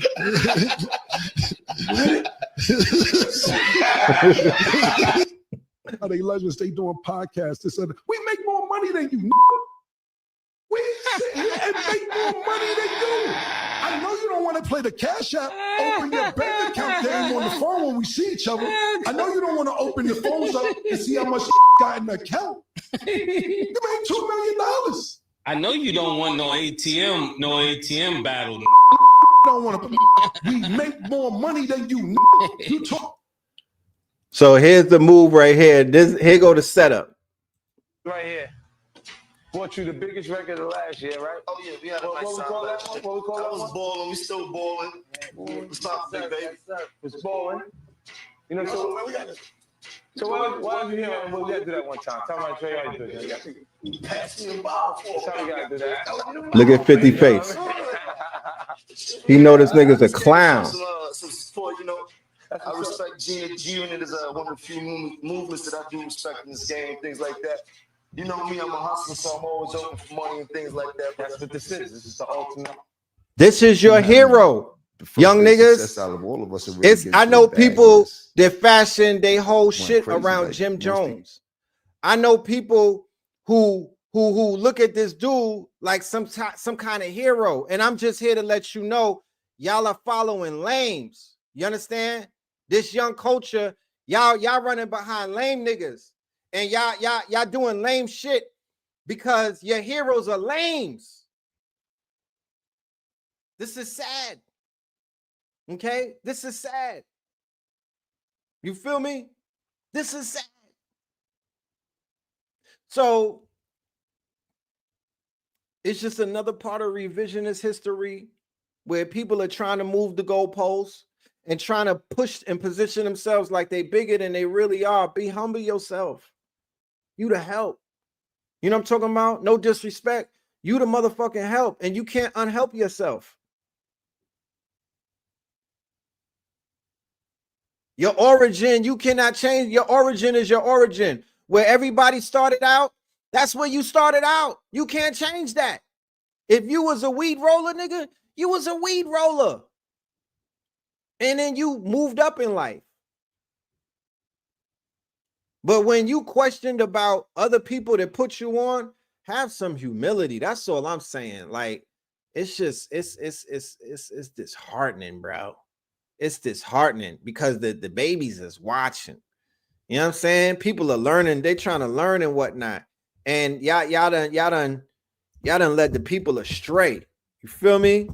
Y'all done let the people astray. So that's one aspect of the audacity of these New York niggas. Let's keep it moving. Let's keep it moving, and let's talk about Fat Joseph, right? So Fat Joseph recently has taken an L. Okay. Now, this is the man that recently said that Ozempic was the greatest invention in the world. I don't know if y'all knew that or not, but Fat Joe, the people who y'all niggas is literally taking what he says as meaningful. He said that Ozempic was the greatest discovery in mankind. So the L that he's taken as a result of him talking greasy out of his mouth, right? And showcasing what I would call closeted racism, right? And what I mean by that is I'm not indicting necessarily everybody from Puerto Rico for moving like that, but I definitely know that Fat Joe is a closeted racist. You understand? Because not only did people very close to him say it, but I remember living in Miami and whatnot and working with Pitbull and working with what's his name, Little John and everything. And when Fat Joe came to the studio, I just peeped the vibes. This was like 2003 and whatnot. The vibes was so fucking off. It was so off. It was so horrible. You know what I mean? This nigga, he was so pretentious, so in his ego. I mean, it was just nasty. You know what I mean? Nasty attitude, very nasty person. You feel me? And he represents, you know, a contingency of people who really don't give a fuck about black people. I'm just gonna leave it at that. So the pressure has mounted against Fat Joseph, right? And he had to step down from the BET Awards. Why the hell he was in the BET Awards for 3 years is dumbfounding. It behooves me. Like, who the hell signed him up to be the host of the BET Awards in the first place? Like, what? What the fuck? Like, who made that decision? Who was it? Stephen Hill? Like, why was Fat Joe the host of the BET? That was one of the biggest mistakes in BET's career ever. So Fat Joe resigns from hosting the BET Hip Hop Awards. Y'all clap it up for the FBA, man. Clap it up for the fucking like they moving the goalposts. Okay, they got this nigga canceled from the BET Awards. You understand? They got my nigga canceled from the BET Awards. Okay, so I don't even know. You said he leveraged them IG lives. Yeah, he probably is somebody at BT on some crack. You know what I mean? And they was like, I think he might have got a lifetime supply of crack from Joey Crack. I guess I don't know I don't even know what the meeting looked like. I don't know what the negotiations look like. I don't know what that shit looked like for him to be at BET. But what I do know is they ran his ass up out of there. Fat Joseph is currently on tour. He did a show with John. He got the only show that he gonna be doing in a few weeks is with Remy Ma, Easy the Block Captain, Jim Jones, Fabio Foreign, Little TJ, all of these New York rejects. God damn it. Yeah, shout out to Lord Jamal. You know, shout out to Lord Jamal. Okay. Shout out to Lord Jamal. They was on his neck, pause, and rightfully so. Rightfully so. Right? Now, the next person that I will go to,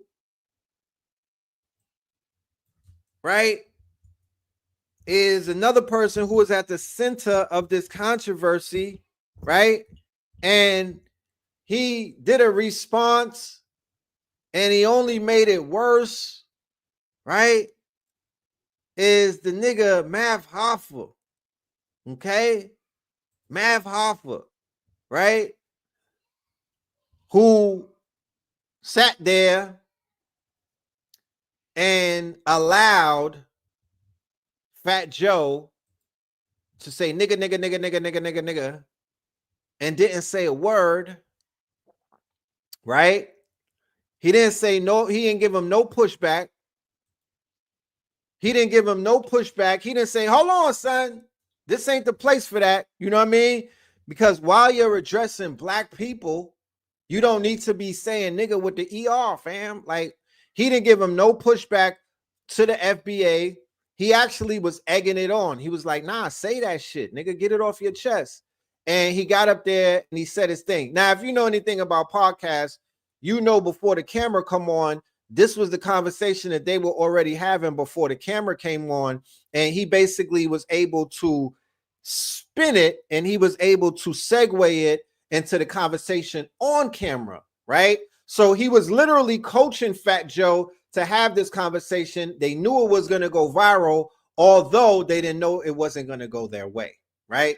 So the first red alert that I saw with Mav Hoffa was over 2024 when he was being an OVO hoe, right? And he was capping, he wasn't capping for Drake.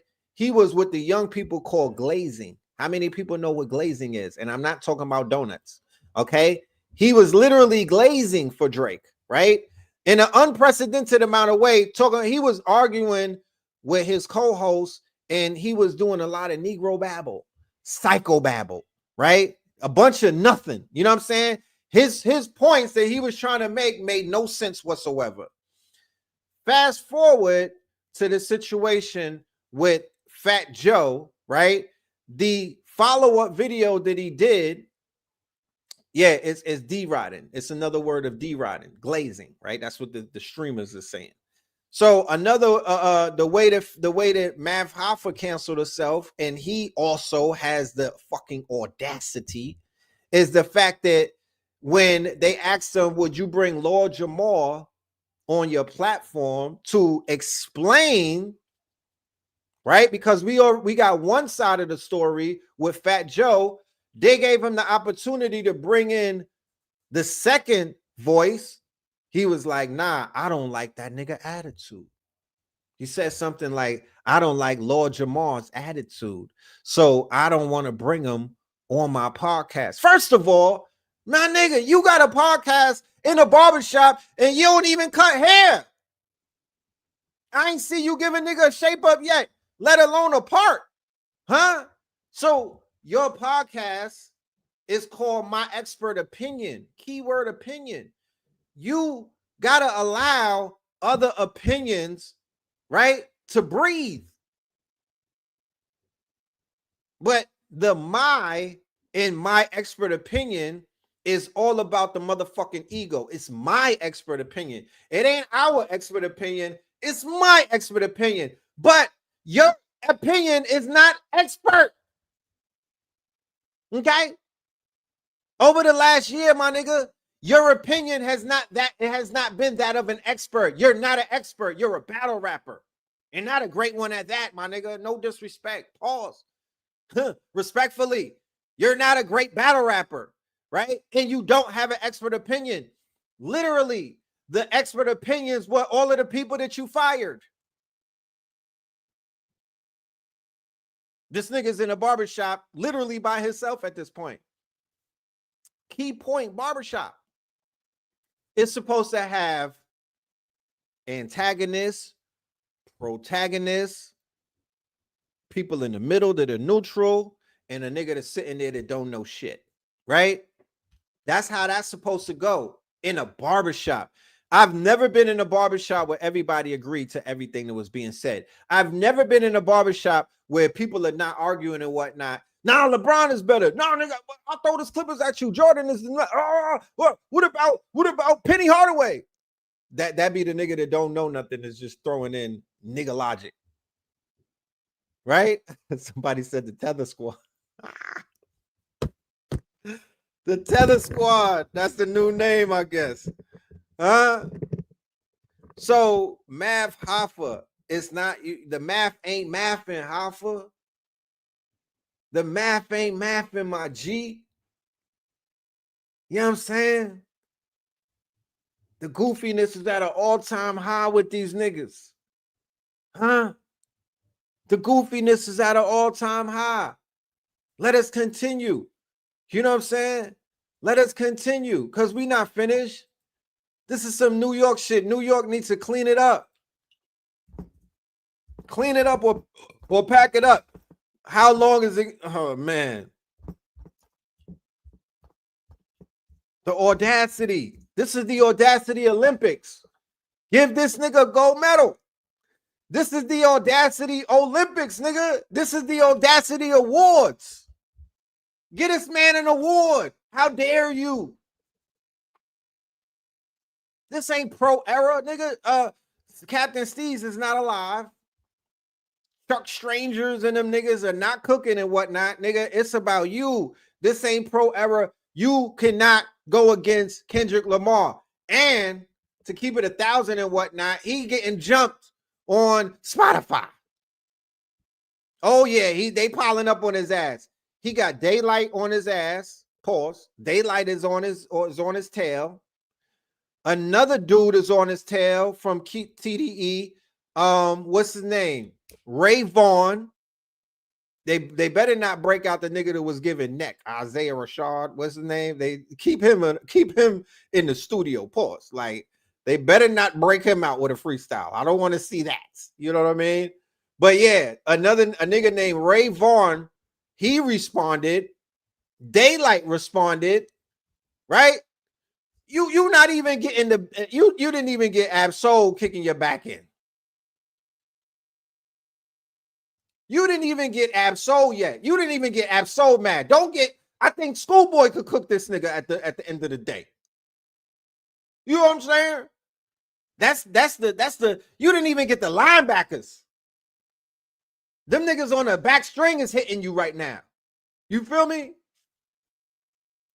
Like, Daylight is doing this to get the pendant from TDE. He's not even officially, or maybe he is. I don't know, but you running a fade. They DPing you right now.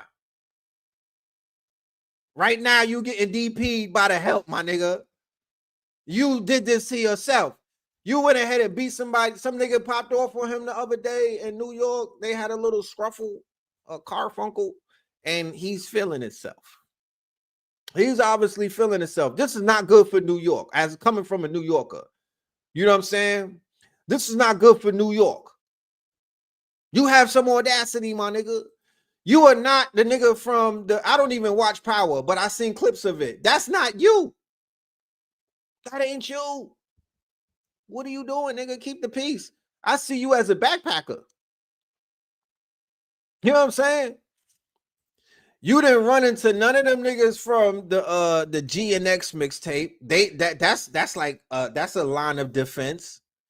There's a line of defense at TDE. You didn't think this one through, fam. I don't think that you thought this one through. You did not think this one through. It's not looking good for you, Joseph. It is not looking good for you, bro. And then you had the nerve to say to be continued. When we don't want to rap. I don't want to entertain a Joey Badass rap battle. You feel me? I don't want to entertain a Joey Badass rap battle, nigga. You're a thespian. Stick to it. You know what I'm saying? Like, where's you know what I mean? No, nigga. You went from posting pics with your girl to battle rapping. The audacity. The audacity. Something is in this New York weed, my nigga. The audacity. You feel me? Something's in the tap water. The audacity. Nah, fam. This is not 2010. This ain't 2011 when y'all all was coming out and whatnot. No. We in 2024. Mon is out here sweeping up Drake, Aubrey Graham, nigga. He's out here sweeping up the Zion and talk about they not like us. Why are y'all on his body? Why are y'all bothering that man? He's crusading right now. Why the fuck is Kenny not getting the support that he needs and whatnot? The man is out here crusading. Huh? He need all the support that he could get. Huh? What are we doing? Right, Drake? And then he had the caucasity to say that he was the king of New York. And then I'm hearing goofy niggas say that what's this little nigga name? They like, yeah, the only king of New York that I could really identify with is A Boogie with the hoodie, nigga. I'm like, bro, if y'all keep talking like that, New York's finna get hit with a nor'easter or earthquake. That's all y'all got is fucking A Boogie, nigga. I'm glad I moved. I'm not going back until something changes. I'm glad I moved. The Audacity Awards goes out to all of you New York niggas that had the audacity to say that A Boogie with a hoodie is the best rapper in New York? What about Ice Spice? This is my thing about New York. Y'all didn't recover from Tekashi 6ix9ine. Y'all niggas didn't recover. Y'all didn't recover from Tekashi 6ix9ine. You've been washed ever since. You understand? You've been washed ever since. Okay? Y'all didn't recover after Pop Smoke. And y'all are fucking taking the L. And wait till I get on these drill rapper niggas. Wait till I cook these niggas. Oh man, we just warming up the microwave and the fucking crock pot and the air fryer. Cause the last nigga that y'all had was Pop Smoke and y'all didn't slide for Pop. Okay? Y'all didn't slide for Pop and y'all was jealous of Pop. Let's get right into it with these Fabio foreign ass niggas. Fabio Fugazi is what his name is. He's the new Fugazi. You know what I'm saying? Y'all came at my nigga Black Boy Max. You should be ashamed of yourself. Y'all don't even have a hotter song than Pink Dreads. How about that? Yeah. Fabio Foreign don't have a hotter song than Pink Dreads. It had the nerve to come after the young god. I don't even know how to spell this nigga name. They said Fabio Sovereign. What the fuck? Fabio Foreign. Oh, these niggas got names that don't even sound right. You can't even spell it to say, okay, let's see what he did. Right? Now, I was telling y'all before in 2024 that the streamers have taken over, right? And I'm excited that the streamers have taken over. You know what I'm saying? Because I'm done with the rappers. Like I don't care about the rappers anymore. That shit is over with. That died in 2024. Kendrick said, let the party die. The rappers have lost their appeal. The drill shit, the trap rapping, the murder cases, the murdering of rappers, the all of that, the freaky parties and everything, all of that shit has come to a head, and the rappers are on a decline, right? They not all the way finished, but they are on a decline. If you look at Google Trends, the rappers are going down. Spotify, the numbers are going down. Ice Spice, the fucking ice has melted. The shorties with the tire shit in their ass, the asses are going flat. You understand? The Cash App rappers and whatnot, Cash App dropped y'all. You feel me? Y'all can only do Zelle rapping. You know what I mean? All of that shit is done with. You know what I'm talking about? It's all done with. The Ozempic Olympics is the Fat Joes is Skinny Joes now. You know what I'm saying? All of that shit is being Ozempified. You know what I mean? The fat rappers, the rappers that got high and fat on the hog, they are all on Ozempic. Niggas is not eating and they blaming it on Ozempic, but the rappers is on a diet right now. You know what I'm talking about? And they blaming it on the shots. And it's not the shots. It's the fact that your Sam's Club card has been denied. You are not eating good anymore. Okay? You niggas are not eating the way that you used to eat. So what do you start doing? You start jumping on the streamer wave, right? That's what Drake did. Aubrey Graham, your man's in them. Okay? You're fucking, it's just your king, your hero. That was your man's like that. You niggas was in the OVO. You niggas was in the OVO religion. Niggas was getting owl tattoos and whatnot. You know what I mean? Dave Blunt took all you niggas' food. Okay? Lizzo.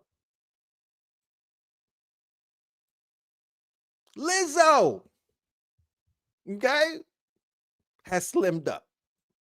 So you know something is changing. Okay? Even Lizzo slimmed up on you niggas. The food is not what it used to be. Okay, the food is not what it used to be. So my thing is this. So now they wanted to jump on the streamers wave. Castanet, I Show Speed. But the newest, hottest nigga right now is Black Boy Max. To be honest with you, Castanet is commercial. Them niggas is kind of commercial. They out here doing interviews on Shay Shay Couch. They like commercialized and whatnot.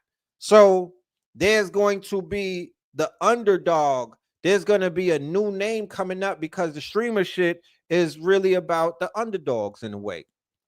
So the biggest underdog is this young kid from New Jersey. He lives in LA. His name is Black Boy Max and whatnot. And he's a streamer who does his you know, because every streamer has something special that they do. He knows how to do producing and whatnot. So he's basically interjecting with the rappers, Aiden Ross, Kai Cenat. They were some of the first ones who began to integrate the streamers with the rappers. But for the rappers, this is a quote unquote, do I think that they're just passing time? The streamers doesn't feel like anything lasting is there. No, the streamers been streaming. The streaming thing been popping for it's been popping for about 10 years now, and it's gonna become saturated and burnt out and whatnot. But to say that they're passing time, yes, they are just passing time. But remember, they serve a demographic that we don't serve. They speak to the 12 to 25-year-olds. And when the 12 to 25-year-olds grow up, right, then the streamer is going to have to grow up with them. Who knows Soluminati? My nigga Soluminati, right? Who knows DDG, right? So if anybody remember DDG and Soluminati and all of them, they were popping on the internet. They were going viral years ago, right? So now as they growing up, they're not doing some of the things that they used to do. You know, DDG got a child. They're growing up. So the streamers who've been watching them have to grow up with them, right? So until these children grow up, they still going to be doing what they're doing. The 2024 was the biggest year for the streamers. Jake Paul and them were like, yeah, the Paul brothers were streamers in the beginning, Mr. Beast and shit like that, Ninja and all of that. This is the younger generation taking over.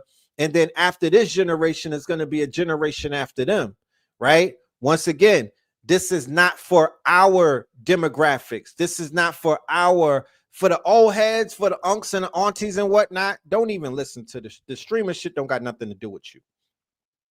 Until somebody carves a niche for the unks and the aunties in the streamer world. And that's going to happen this year. Because I could sit on the stream and tell the new, this is a stream right now. I'm literally streaming on Twitch. I'm doing the same thing that Castanet is doing. I'm doing the same thing that DJ Academics is doing. I'm doing the same thing that I'm streaming on Twitch right now. I'm a streamer. I'm telling the news. I'm talking to my people. Yo, chat. You know what I mean? Yo, chat. I'm streaming. There's no difference. It's just that I'm an unk. You know what I mean? So this is considered streaming at the end of the day. Like the streamers don't even, I'm not playing no damn video games on the internet. I'm just a little too old for that. But like I said before, I'm not, my ego ain't that inflated where I won't pick up a Nintendo remote controller and play a little bit of Rygar. I won't play some Zelda. You know what I'm saying? I won't play some Double Dribble. You know what I mean? Like I'm not feeling myself that much that I won't go back into some nostalgia. You feel me? So I will play a video game. I'm just not about to play NBA 2K and have a 3-year-old completely embarrass me. My ego is not ready for that. You know what I'm saying? My days of playing against young niggas was over when I was playing with my son and he was embarrassing me type shit. I was like, yeah, we're not about to do this anymore. I was in a room full of people. Now y'all trying to have me in front of thousands of people and I'm gonna have a teenager or a pubescent child, a little nigga that's peeing the bed, completely wax me, bro. I'm not about to do that. So I'm not playing video games on the internet because I'm just not one of those. I'm not one of those niggas that I don't play video games in my sleep. These little niggas play video games with blindfolds on. You know what I mean? Yeah, we need the auntie and unc stream where we talk about Rogaine, Calgon. You know what I'm saying? You know, Alzheimer's.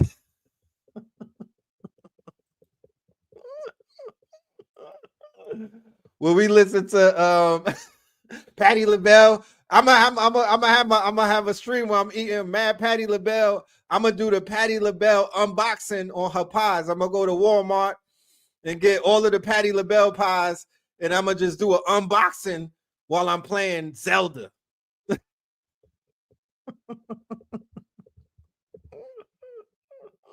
Wearing my drip while I'm ironing some dribbles and putting creases in them and whatnot. You know what I'm saying? Talking about the latest episode of Different World. Yeah. Drinking prune juice. And I'm gonna be rubbing Bengay on my gout. Eating Fig Newtons and certs. You know what I'm saying? I'm gonna do an unboxing of some nerds candies and whatnot. I'm just saying, there's room for everything. A Patti LaBelle mukbang. Who want to watch that? Who? Because I'll do it. I will do it. I will do it. I will do a Patti LaBelle mukbang on you niggas. It just got to be late at night so I could be in my bag. But I will do a beef patty, not a beef patty, a vegetable patty and cocoa bread mukbang, nigga. Like, we will go there. I will go there. Chat.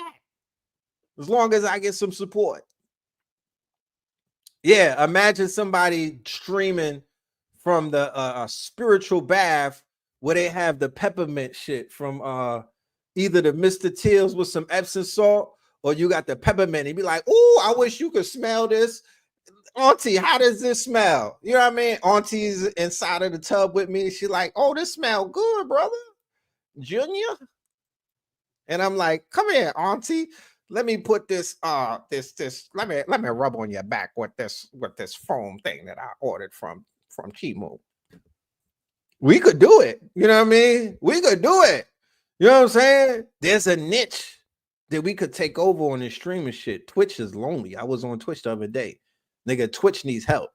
You know what I'm talking about? It's a lot of mayonnaise people over there getting a lot of bread and whatnot. Yeah, let's do a Punani rap mukbang. I'll go to Tassili's and get 3 of them. I'll get the spicy John, I'll get the medium John, and I'll get the south of the border. And we could have a mukbang, right? Type shit. But anyway, back to this situation and this clown ass nigga. This clown, Fabio Foreign and Little TJ. So make a long story short, they stunted on the young brother. He simply was asking, the brother brought him on stream, right? And he asked the bro, "Yo, can you stop smoking in my Airbnb?" Because as you do know, Airbnb has strict policies and they will fine you. They will fine you. You will get fined and it will be on your record. The same way that if you smoke inside of the Uber or the Lyft, you could get banned from those apps forever type shit. Or they gonna charge you $250 for blowing in the, you know what I mean? I had that happen to me in a hotel. Thankfully, not the Airbnb, you know what I'm saying? But I heard about it. So he was asking him, "Yo, don't smoke in the Airbnb." The way that he does it, he does like recording sessions and he does it live while people make music. I think that's genius, right? I think that's genius because it's teaching his younger audience how to be a producer, how to make music. And it's also showing other people the recording process, which literally to some artists, that is a no-go. Like, I don't think I could record with cameras on me. I don't know. I don't know if I could record with cameras on me. You know what I'm saying? I don't know. I got to try it. You know what I mean? I think I should try it. You know what I'm saying? But I don't know. I haven't done that yet. But so there's a room full of New York niggas in the Airbnb. Now, let's just talk about New York niggas right now before we even talk about the room. New Yorkers are some of the most arrogant people on the planet, especially if it's somebody visiting New York that's not from New York. Now, homie is not from New York. I think he's from New Jersey. So automatically, anything that you say to a New Yorker whilst in New York, it don't resonate the same as if somebody from New York told a New York nigga what to do. If y'all following me. So he's asking him, yo, can y'all stop smoking in the Airbnb? You know what I mean? Y'all could smoke in the back. Y'all could smoke in the back. I have a back thing that y'all could smoke. Instead of them going in the back and respecting this man's request, they kept smoking in the Airbnb, right? But keep in mind, he's on live. So there's thousands upon thousands of people. Remember, these streamers are doing numbers that YouTubers are not doing. I don't know what 100,000 people watching somebody at the same time looks like. I could only fathom. I know that there's videos that do 100,000 when they get uploaded, but these niggas are streaming to 100,000 people at once. Casanet, I was in the room and he had 350,000 people watching him and it was late at night, bro. Around the globe, like there's 915 of y'all right now, and I could literally feel y'all in the room, right? Imagine 300,000. That is a whole country watching you at once. This is arena. This is stadium music, my niggas. This is stadium. This is bigger than the stadiums. The goddamn stadiums fit 85,000. You got 100,000 people watching you being a goofy. You got 100,000. So it ain't about Plaque Boy Max. It's about all of the streamers that is watching these niggas. These are gangbangers, by the way. These are drill rapper gangbangers, right? Scum of the fucking earth, right? No disrespect, but all the disrespect. Scum of the earth. Grown-ass men who helped to raise the crime rate in our beloved city by wanting to be gangbangers in their 30s, right? This is the same person who went on Mav Hoffa's show, the same goofy that I was talking about, right? And the only reason that I say it is because of the way this brother has shown in his actions. I was a Mav Hoffa fan. I told Mav Hoffa personally, like, fam, I want to get, when I seen him in Harlem years ago, before all of this shit, I'm like, fam, like, I'm ready to get on the show, fam. Like, I fucks with you. I like what you're doing. But this is when he had the right people around him. I believe Knowledge to God and then was rocking with him at that point. So I was identifying through Knowledge, because Knowledge to God on Hip Hop Is Real, Kia Life Productions, that's fam right there. But after I seen a lot of the actions over the years, I'm like, come on, you letting me down. And it's more of a letdown type of shit. Like, I don't like seeing people that I'm rooting for let me down. You know? Roy Carter said, Red, all y'all New York niggas be banging in their 20s. That's fake. Well, keep in mind that the gang shit came to New York in the late 90s. But that does make no excuse. I'm not making no excuse for niggas that's gangbanging in their 20s and stuff like I don't respect that. That's Jim Jones helped to push that stupid shit, bro. The same nigga that I just addressed them. You see how everything is connected? Jim Jones, the oldest YN on the planet, the oldest young nigga on the planet, still walking around with his drawers showing, still walking around talking, you know, he's still trying to sound like he's a young rapper. You know what I mean? Still not growing up. I mean, that whole situation that he did the other day, the video that I'm reacting to, it was all hurt ego. I'm like, fam, just heal, my nigga. Just heal. Just heal. That's all you got to do. All of you New York niggas, TJ, little TJ, you got shot up 7 to 8 times. Just heal, my nigga. Don't rap. Go and heal. You niggas need to go and sit in a sweat lodge. 5-year foreign. You didn't slide for Pop Smoke. You scared and whatnot. You niggas never mentioned Pop Smoke after he got killed. You thought that you could take his place, and you don't have none of the talent that he had in his pinky ring. Nigga, heal. Y'all didn't even heal after they killed Pop Smoke. Y'all kept going, popping pills, sipping on lean and everything. Heal. Heal. You feel me? It's a lot of healing that needs to take place. These are all of these hurt egos and whatnot. These are all of these hurt egos expressing themselves. And it's affecting the culture. It's affecting the youth. And it's breaking people. Well, one thing that I do know is that the young audience are seeing how goofy gangbanging is. The young audience is seeing how goofy old niggas trying to be young is. The young generation is beginning to see how invested that they were into something that is a dead end. And that means a lot. You know what I mean? But some of these young niggas are so brain dead that they don't even know what they're looking at, right? Shout out to D1. D1 is like a sorcerer because he literally, you know, he damned the whole hip hop, the negative side of hip hop, not all of hip hop, the degenerate side of hip hop. He talked down on them. And remember, he's a religious rapper. I'm not a Christian. I don't rock with the religious shit, but whatever. You know what I'm talking about? He's standing for something, right? Rather than standing for nothing, he's standing for something. And yes, Game, Lil Wayne, and Jim Jones was the ones that pushed the blood culture. Look at all of them. They are all poor in spirit right now. I'm not pocket watching because they don't even got pockets to watch like that. But each one of them are poor in spirit. They don't have no support. Their music is trash. They have they you know, they just don't got it. You see that the karma is working each one of these individuals for introducing a plague to our communities, right?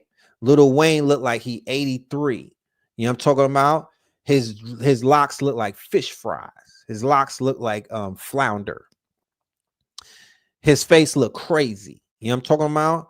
He got to think before he talks type shit. Jim Jones, we cooking him. He's in the air fryer right now. Will never make another hit ever. You know what I'm talking about? Had a girlfriend for 19 years, ain't married her type shit. And he's about to get aired out by Cameron, 50 Cent, and Mace. They on this nigga. They are going to cook him. I can't wait. It's going to happen very soon. And then, of course, the Game with the butterfly tattoo. Let's not even talk about him. You feel me? He's literally fugazi. He's finished. He can't make another hit. Nobody's taking him serious. He's on the wrong side of history. He tried to stand up for Drake. Okay. He tried to stand up for Drake. You know what I mean? And his manager is called Whack 100. So we know where his career is going. You know what I'm talking about? All of these niggas are sideshows. They not only will you never see them at Rolling Loud, you won't even see them at Rolling Quiet, nigga. What the fuck? You won't even see them at Rolling Mid. You won't even see them at Rolling Reggie, nigga. You know what I mean? They are all washed up. And you would think that they would be rewarded for what they did, right? If it was real like that, them niggas would be millionaires. Like Whack 100 has to be the police, because how could you assault somebody on camera and then get back on camera and talk about it? And nothing is going, they don't have no fear of law enforcement. They literally committed 8 felonies on camera when they beat somebody up and stripped them the other day. And they're not, they still doing interviews about it with the white boys, with Vlad and with Adam, right?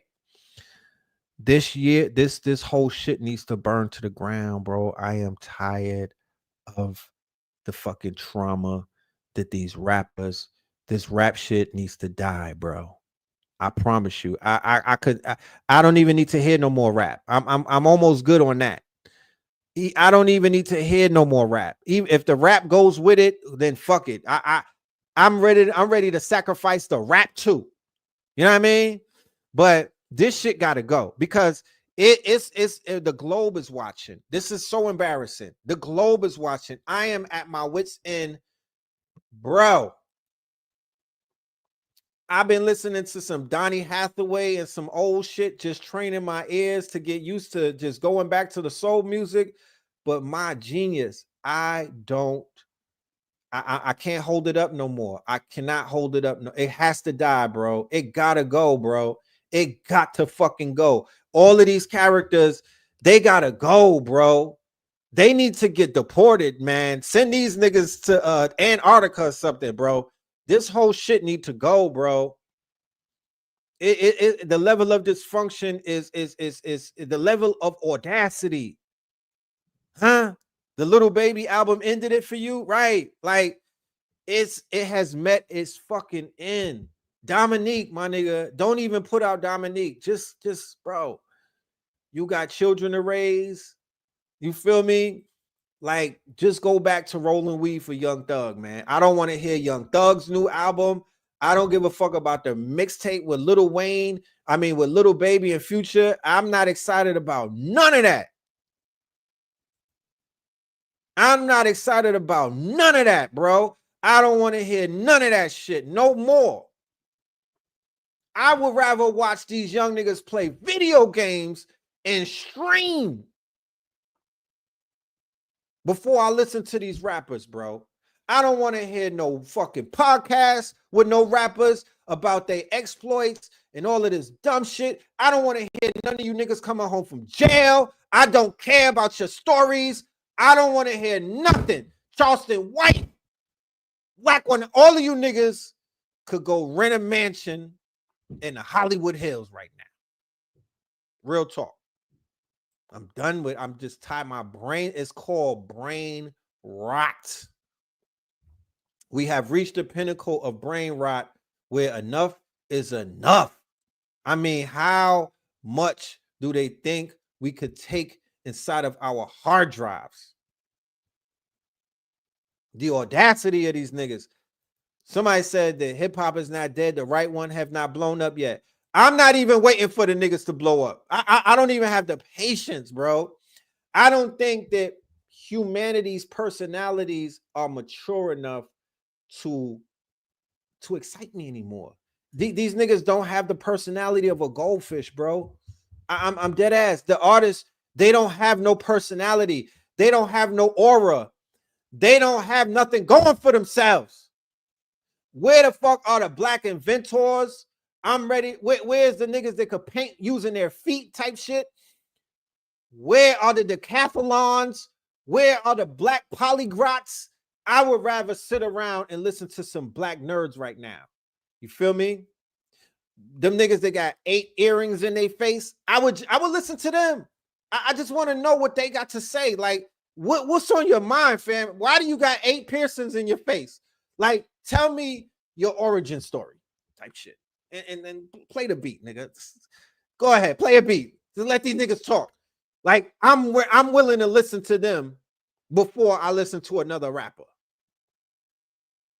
I like Doechii, but I could see down the line, I'm not gonna really fuck with that shit too much. You feel me? I'm not, bro.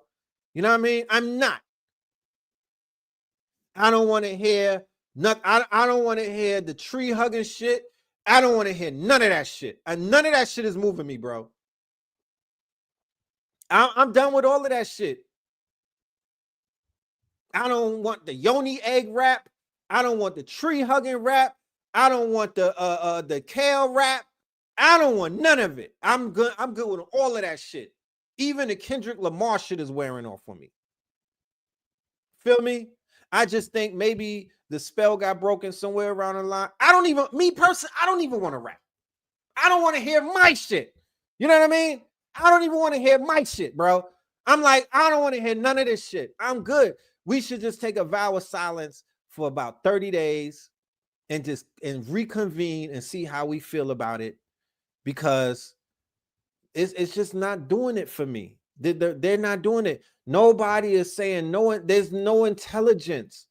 The intelligence parameter or barometer, it's not hitting, bro. Nobody is doing. There's no revelations. Nobody is. I don't hear no rapper say, "Yo, I'm a billionaire off of crypto.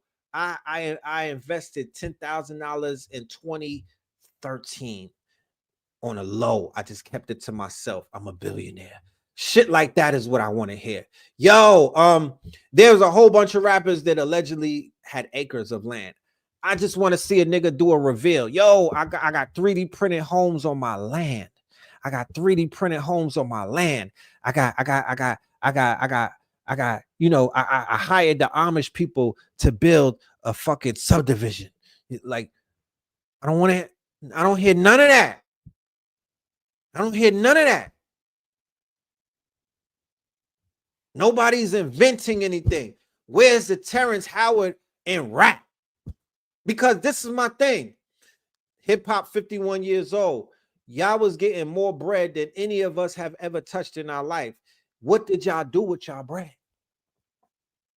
It just can't be buying Balenci. It just can't be buying Rick Owens. All of that shit went up in flames in Hollywood. You seen what all of that shit mean? It means nothing. It could go up like this. And if you don't think what you saw in the hills of Hollywood or in LA could happen where you at, in the form of an earthquake, hurricane, typhoon, cyclone, tsunami, whatever the fuck you saying,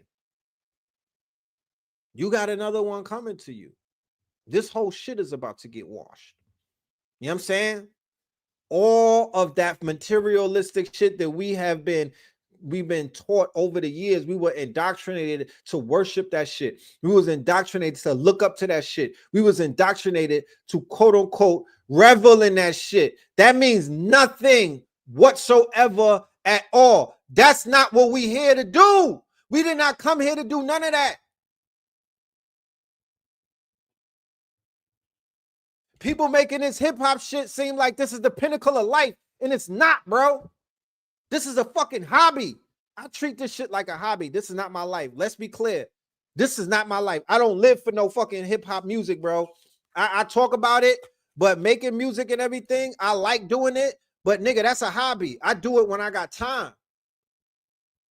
I would never put that shit in front of what the fuck I came here to do, bro. That is not my life. Okay? That is not my life. Okay? No. You niggas better figure out something else to do in life, because that is not it, bro. Okay? Y'all out here fronting, acting like this hip hop shit is your life. It only take a few minutes to make a fucking album. I mean, a song, bro. That can't be your life. That cannot be your life, bro. You got to have something else that you're doing other than making music, fam. So that's why I am so demystified by the fuckery. All of you niggas, you, no, man, no, I ain't, no, I ain't doing it. I ain't doing it. You know, good songs ain't taking minutes. I mean, shit, speak for yourself. I seen Cambada make a classic in a few minutes. He is the pinnacle of artists in my category. Now, I will listen to some Cambada, of course, some Lizzie. You know, there's people, my nigga, AJ McQueen, right? And my nigga Buddha from he's in Houston. He's spitting. There's people that I rock with. Don't get it fucked up. You feel me? I listen to anything Black Magic put out. You know, I'm always on the team. I'm not always rocking with the team. You know, I bet you I didn't know KT spits. I would listen to some KT, Blue Pillar, all of that. But a lot of shit don't move me, bro. It's just not moving me. And of course, I'm biased, but I got a trained ear. No rappers in 2024 came out talking about the atrocities that were going on. And is it real? I didn't hear nobody talking about the homelessness. I didn't really hear nobody talking about the societal ills. I didn't really hear people rapping about the deterioration of mental health. I didn't hear a lot of that shit coming out from these rappers mainstream talking that people are literally fashioning their lives around. Yeah, we did on the 48 Pillars of Power. We talked about it and whatnot. You know what I mean? Shout out to FaZe. He be on top of niggas' necks. You know what I mean? And the rappers, they just don't do it for me no more. And then when Diddy got locked up, all of them was acting like they wasn't at a Diddy party type shit. All of them, I saw the fakeness in all of them because they was acting like they don't know what the fuck was going on. And I'm like, fam, it's digital footprints. Like you niggas can't be, y'all can't be that retarded that you don't think that we didn't know. You know what I'm saying? This crazy. This crazy. And then Dame's teeth was falling out. Another nigga on the Audacity Olympics. Dame that, New York.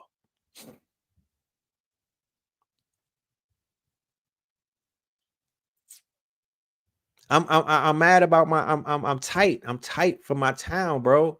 We put in so much work in New York, and that goofy shit wasn't taking place when we was on 125th Street.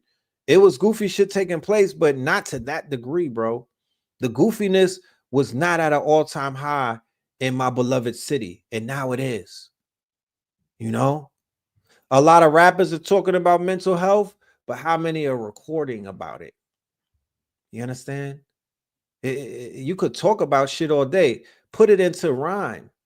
Put it into rhyme. Put it into song. You know what I mean? And put a beat behind it. Put a beat behind it. It will travel farther than your conversation that you're having on podcasts and whatnot.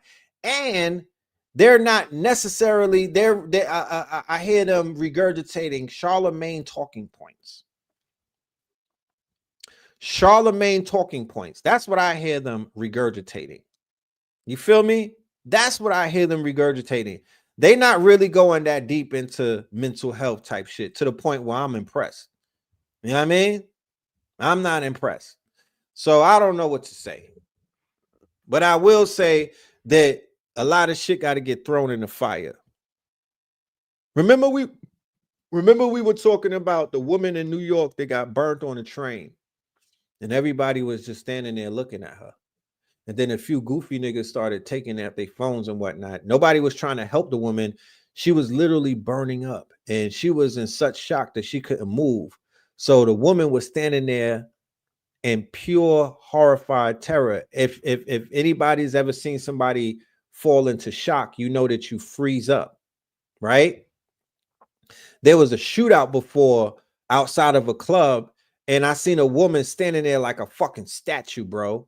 Like literally, she turned into stone, bro. That's how much her whatchamacallit, her shock kicked in, and she was frozen. You know what they say, fight, flight, or freeze? Freeze is real. So before that, there was like 4 people who emulsified themselves because they were protesting the war. They don't talk about that and whatnot. However, those stories do exist. Somebody was in front of the embassy. They lit themselves on fire. Somebody went to DC and lit themselves on fire. And somebody was somewhere else and they killed themselves by lighting themselves on fire. This was all inside America, USA. So I was just like, damn, this whole thing with fire is it's a theme. Like I'm seeing it a lot. It's a theme.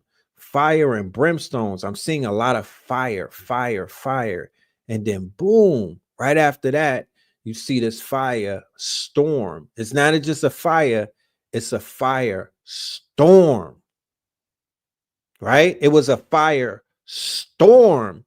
And this storm engulfed and inflamed a whole fucking city, bro. and it's only 10 days into the year.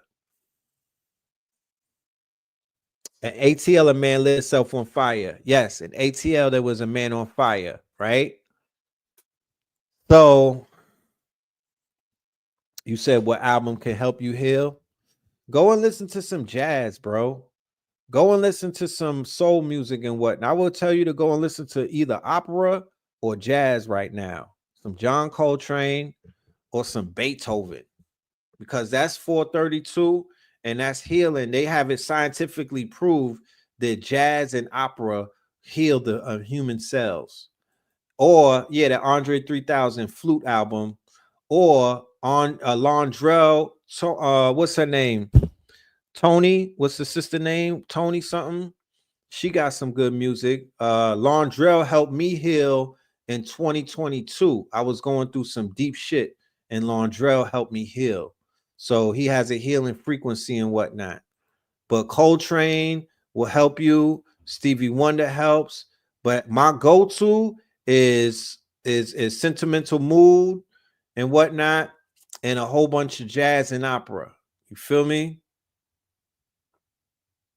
I would start there. You know what I mean? Professor Griff has a chant album. Yes. Yeah. He has some good music too. He has an instrumental album.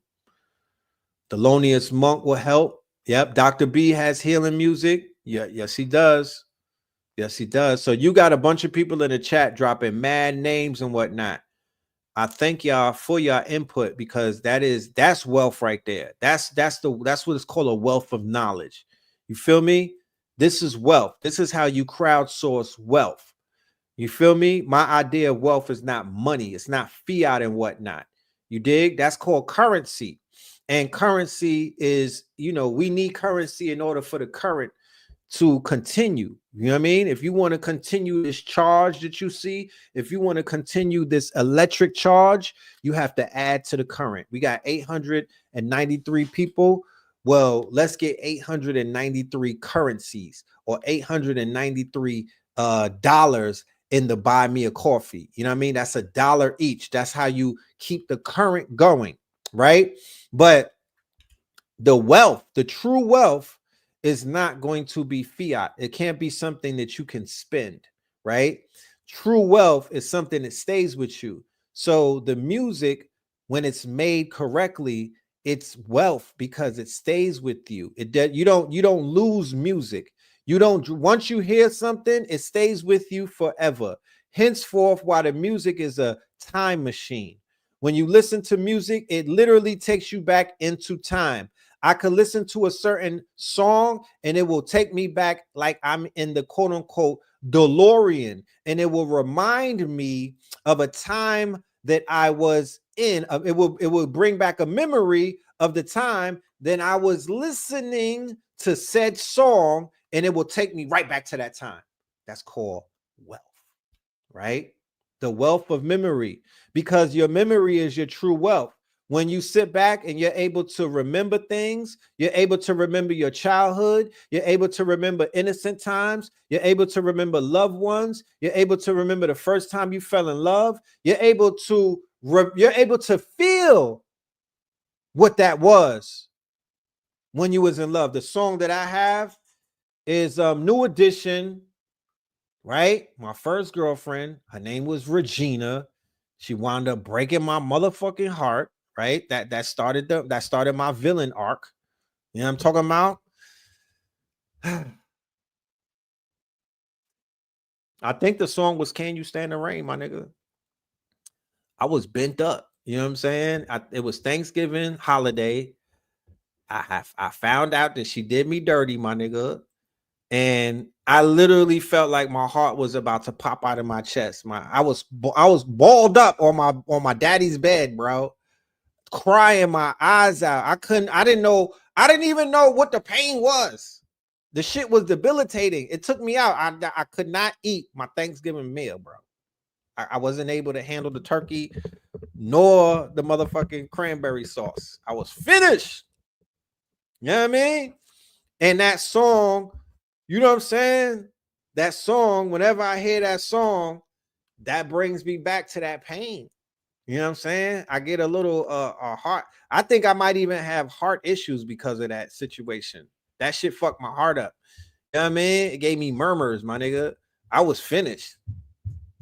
And then I had to go to high school with her. And she was still acting sedity. I was like, the audacity. The audacity, sis. You know what I'm saying? I didn't even get a sorry, my nigga. The audacity. You know what I'm saying? So you know, I had to stun on her on Facebook. That's where I get my revenge, nigga, on Facebook. For all you old niggas I grew up with, I be stunting on Facebook. I had to send her a picture of the guarding up. Like, can you stand the rain? You know? But yeah, it was real. I was too young to be falling for some young. She was Haitian too.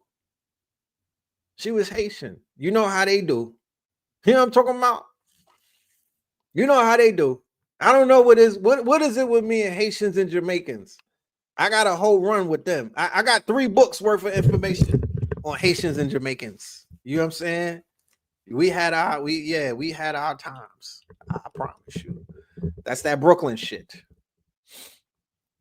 She probably did put a spell on me. I didn't eat no spaghetti, but I think she took one of my socks and started working that juju on a nigga. You know what I mean? And then had the nerve to break a nigga heart. She don't know what she created. I was like, do you know what you doing? Do you know? I'm gonna go and Google her when I get off of this show to see how she doing and whatnot. But I be getting my revenge when I go and look at the reunion pictures from my high school and my junior high school. That's my revenge. I just sit back and just be, you know, I take the view on and I zero in. I go to like 200% so I could see the pimples on your face. You know what I mean? I want to see everything. You know what I mean? I want to see the tracks in your fucking weave. Like I be looking at everything at the reunion pictures. I'm on your page. I'm on all of my ex pages, zeroing in. I'm looking at teeth and everything. I want to see it all. You know what I'm saying? That's the get back. You know what I mean? That's the get back. You know, I'm like Little Dirk when it comes to I got that karma. I got karma spirits working for me. I'm out here murder for hire, nigga. Murder for hire. I'm sending, you know what I mean? Murder for hire. You know what I'm saying? Karma's out here spanking niggas. You know what I'm saying? Murder for hire. You know? That's when you cross a Scorpio, murder for hire. We'll talk about it one day. Murder for hire. But the only difference is we sending out Beelzebub and them niggas to do you in. We not hiring niggas from O Block. We not hiring niggas from O Block. We hiring the spiritual army. So y'all be careful. You know what I'm saying? Y'all be very careful because it gets real in these fields.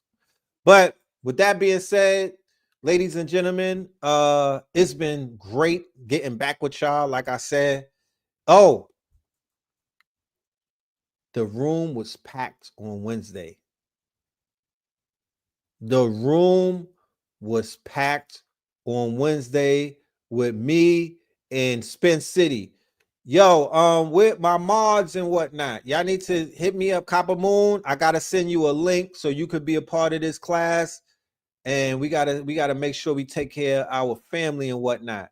But the room was effing packed. If you was in the room for class, drop a fire emoji for this workshop. Now it's every 4 weeks. If you missed the first class, it's been recorded and we got homework for you niggas. Don't worry about it. You'll get the recording. You could come in on any week that you want to. It don't matter. But this right here, my G, I promise you, this ain't even a sales pitch. Nigga, we cooking. Okay? We on some AI shit. We on some technology shit.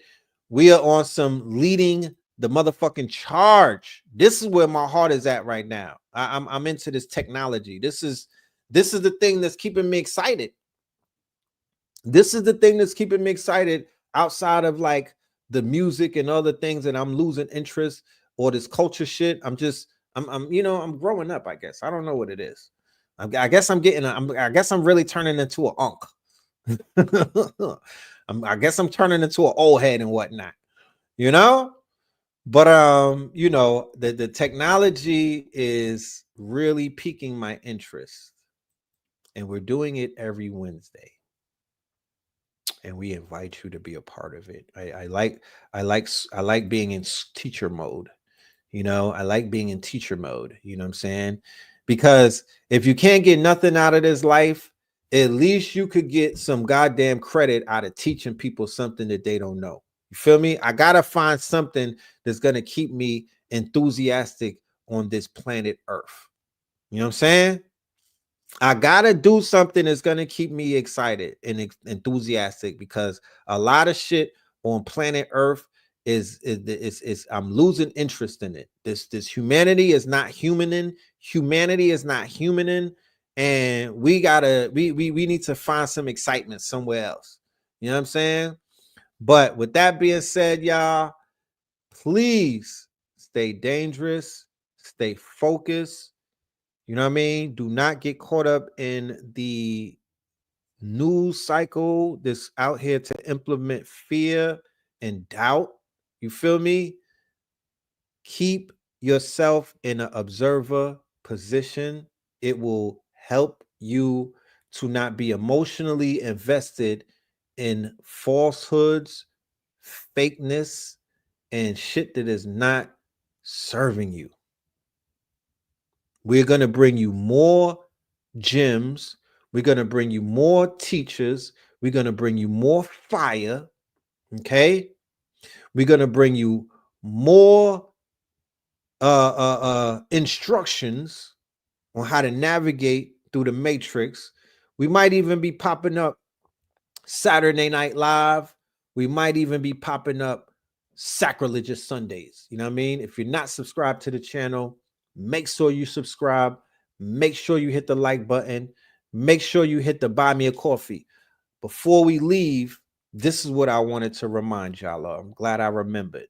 Here we go. Check this out. Because we were talking all of this crazy shit, but check this out, right? Because men lie, women lie, but the Schumann residents don't. Right? So let's see what's going on with the Schumann residents around the world. How many people are being triggered right now? Just a hand. Just raise your hand. It is December 3rd. Hold on, Becky. Let me let you talk. Here we go. More triggered in the last 3 days. And no. Okay, how many people are being triggered right now? Just a hand. Just raise your hand. It is December 3rd. And I have been more triggered in the last 3 days in multiple forms, meaning good and bad. I don't even know what is it. So this is the Schumann resonance that's been going on. You can see the graph in the last 24 hours. And it's been peaking into 2025. It's been very interesting. So a lot of stuff coming up, but also we've been hit with a ton of solar flares. And not just M class, X class. So it's been very interesting. And I'm about free. I have had every emotion possible, and though I had the most. There's an echo. It was amazing. Hold on. I was being triggered, but at the same time in multiple ways. Like things are getting healed, while other things are not healing. I don't know what that's about. I turned. Can y'all hear it? Is the audio coming through the video? I turned it down so we could see. Y'all can hear it?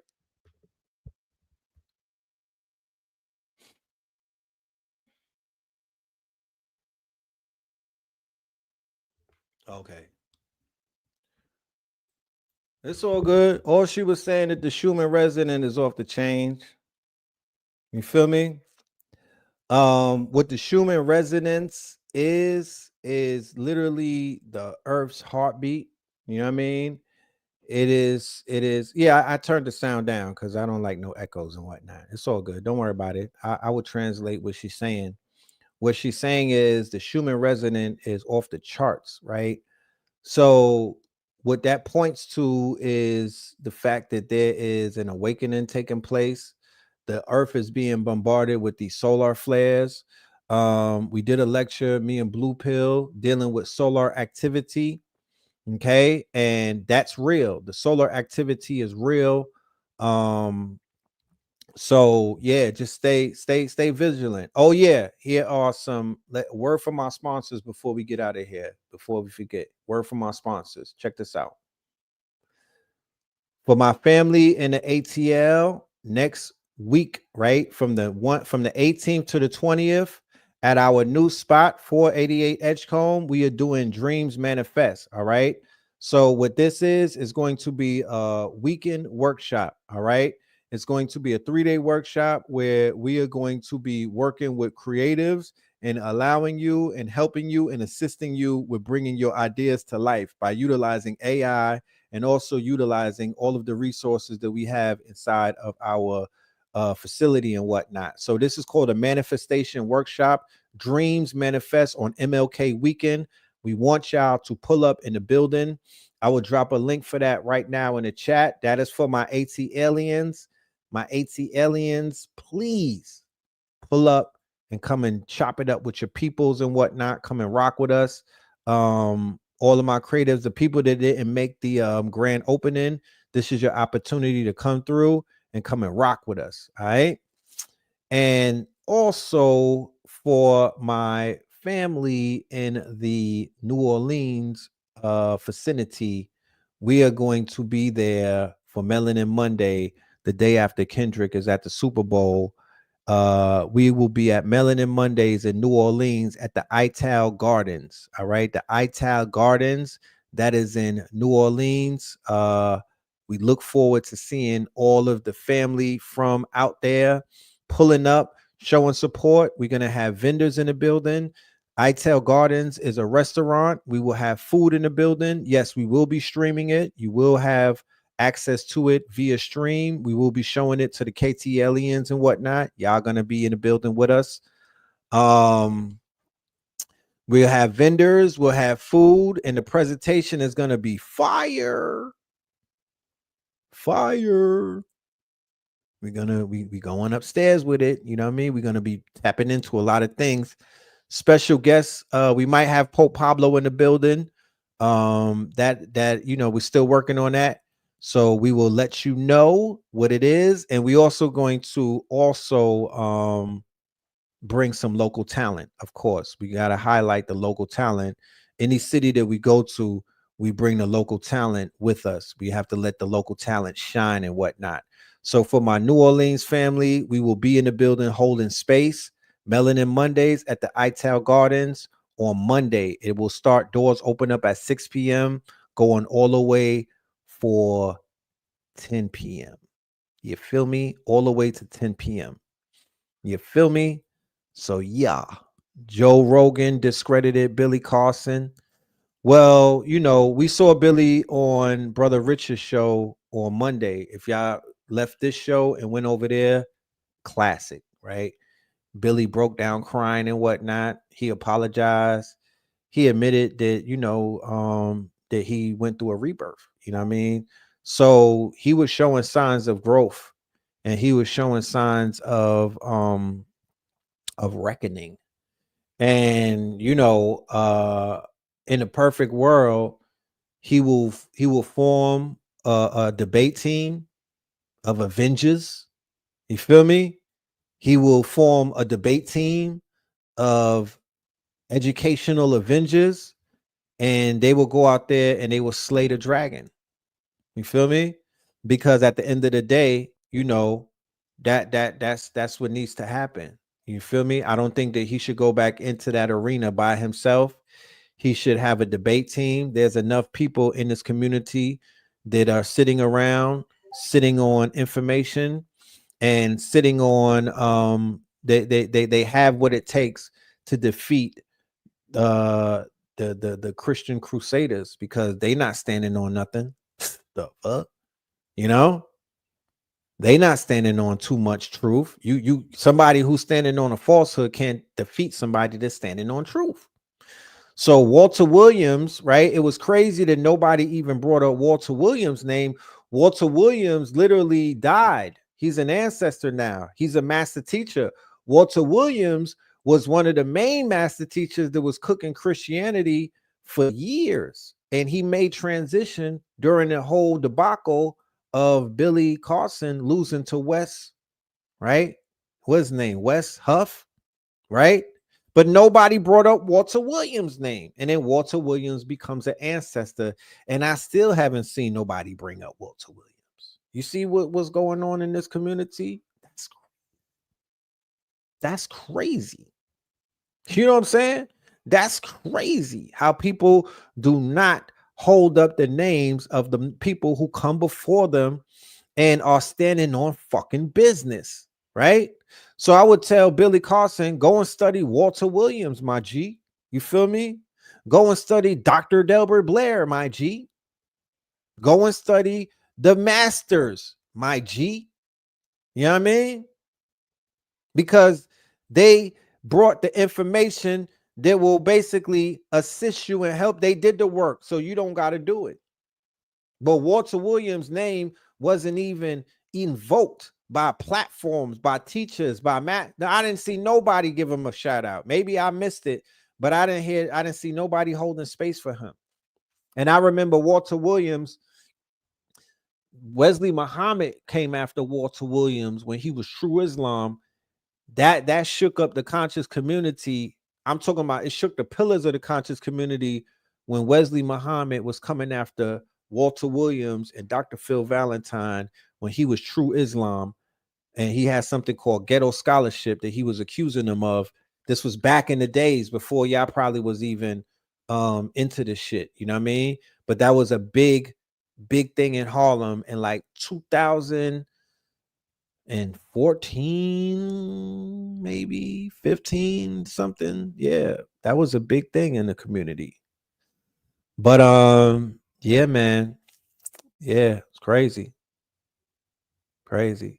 Okay, I said gave him a shout out. Okay, yeah, you know what I mean? Yeah, I see it stays on top of giving people their rightful shout outs. He did that with Azazel, Azariah, you know what I mean? And he keeps the names of the master teachers alive. So honors to this good brother for doing that, standing on that, and being about that and whatnot. I gotta respect it, you know what I mean? So shout out to Asir for standing on that. With that being said, ladies and gentlemen, it's been beautiful 3 hours. I've had a great time with y'all, man. There's nothing else that I could say. Make sure y'all go and get this replay for this shit right here with Ross Ben. This is it right here on KTL University. Make sure y'all grab this replay. This is a classic. And it speaks for itself. You saw the clip that I played in the beginning where he predicted everything. He predicted a whole bunch of things. This year just started. It ain't over yet. You know what I mean? But the charts, it's in the heavens. It was written outside of religion. It was written in the heavens and whatnot. The charts is going to tell you how things are going to go, so you know how to move and you're not caught out there with your pants down. With that being said, man, peace, love, and light. Until I become a streamer, I'm just a YouTuber. Once I graduate to being one of these streamer niggas, I could do a 5-hour stream. I'm still Unc right now. I can only give y'all 3 hours. You feel me? I'm still a YouTuber. I gotta graduate. All right. So with that being said, man, peace, love, and light, y'all. Y'all stay dangerous. Red, blue, purple light, friends. Red, blue, purple light, friends. Facts. Red, blue, purple light, friends. Red and blue, purple light, friends. Facts. Get to know the letter, sacrilegious Sunday.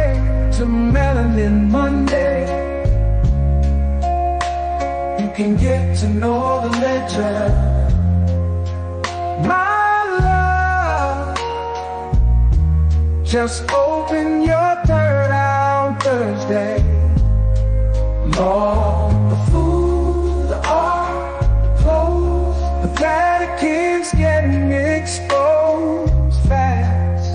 We put the show on the road, you better stay on your toes. I was till the land, focused on the ego. Then I opened my heart, let go of the ego. Grand after grand, we stacking up these C notes. Facts, facts, yeah, we gon' put this shit on our backs. Facts, facts, we in your city, pull up where we at.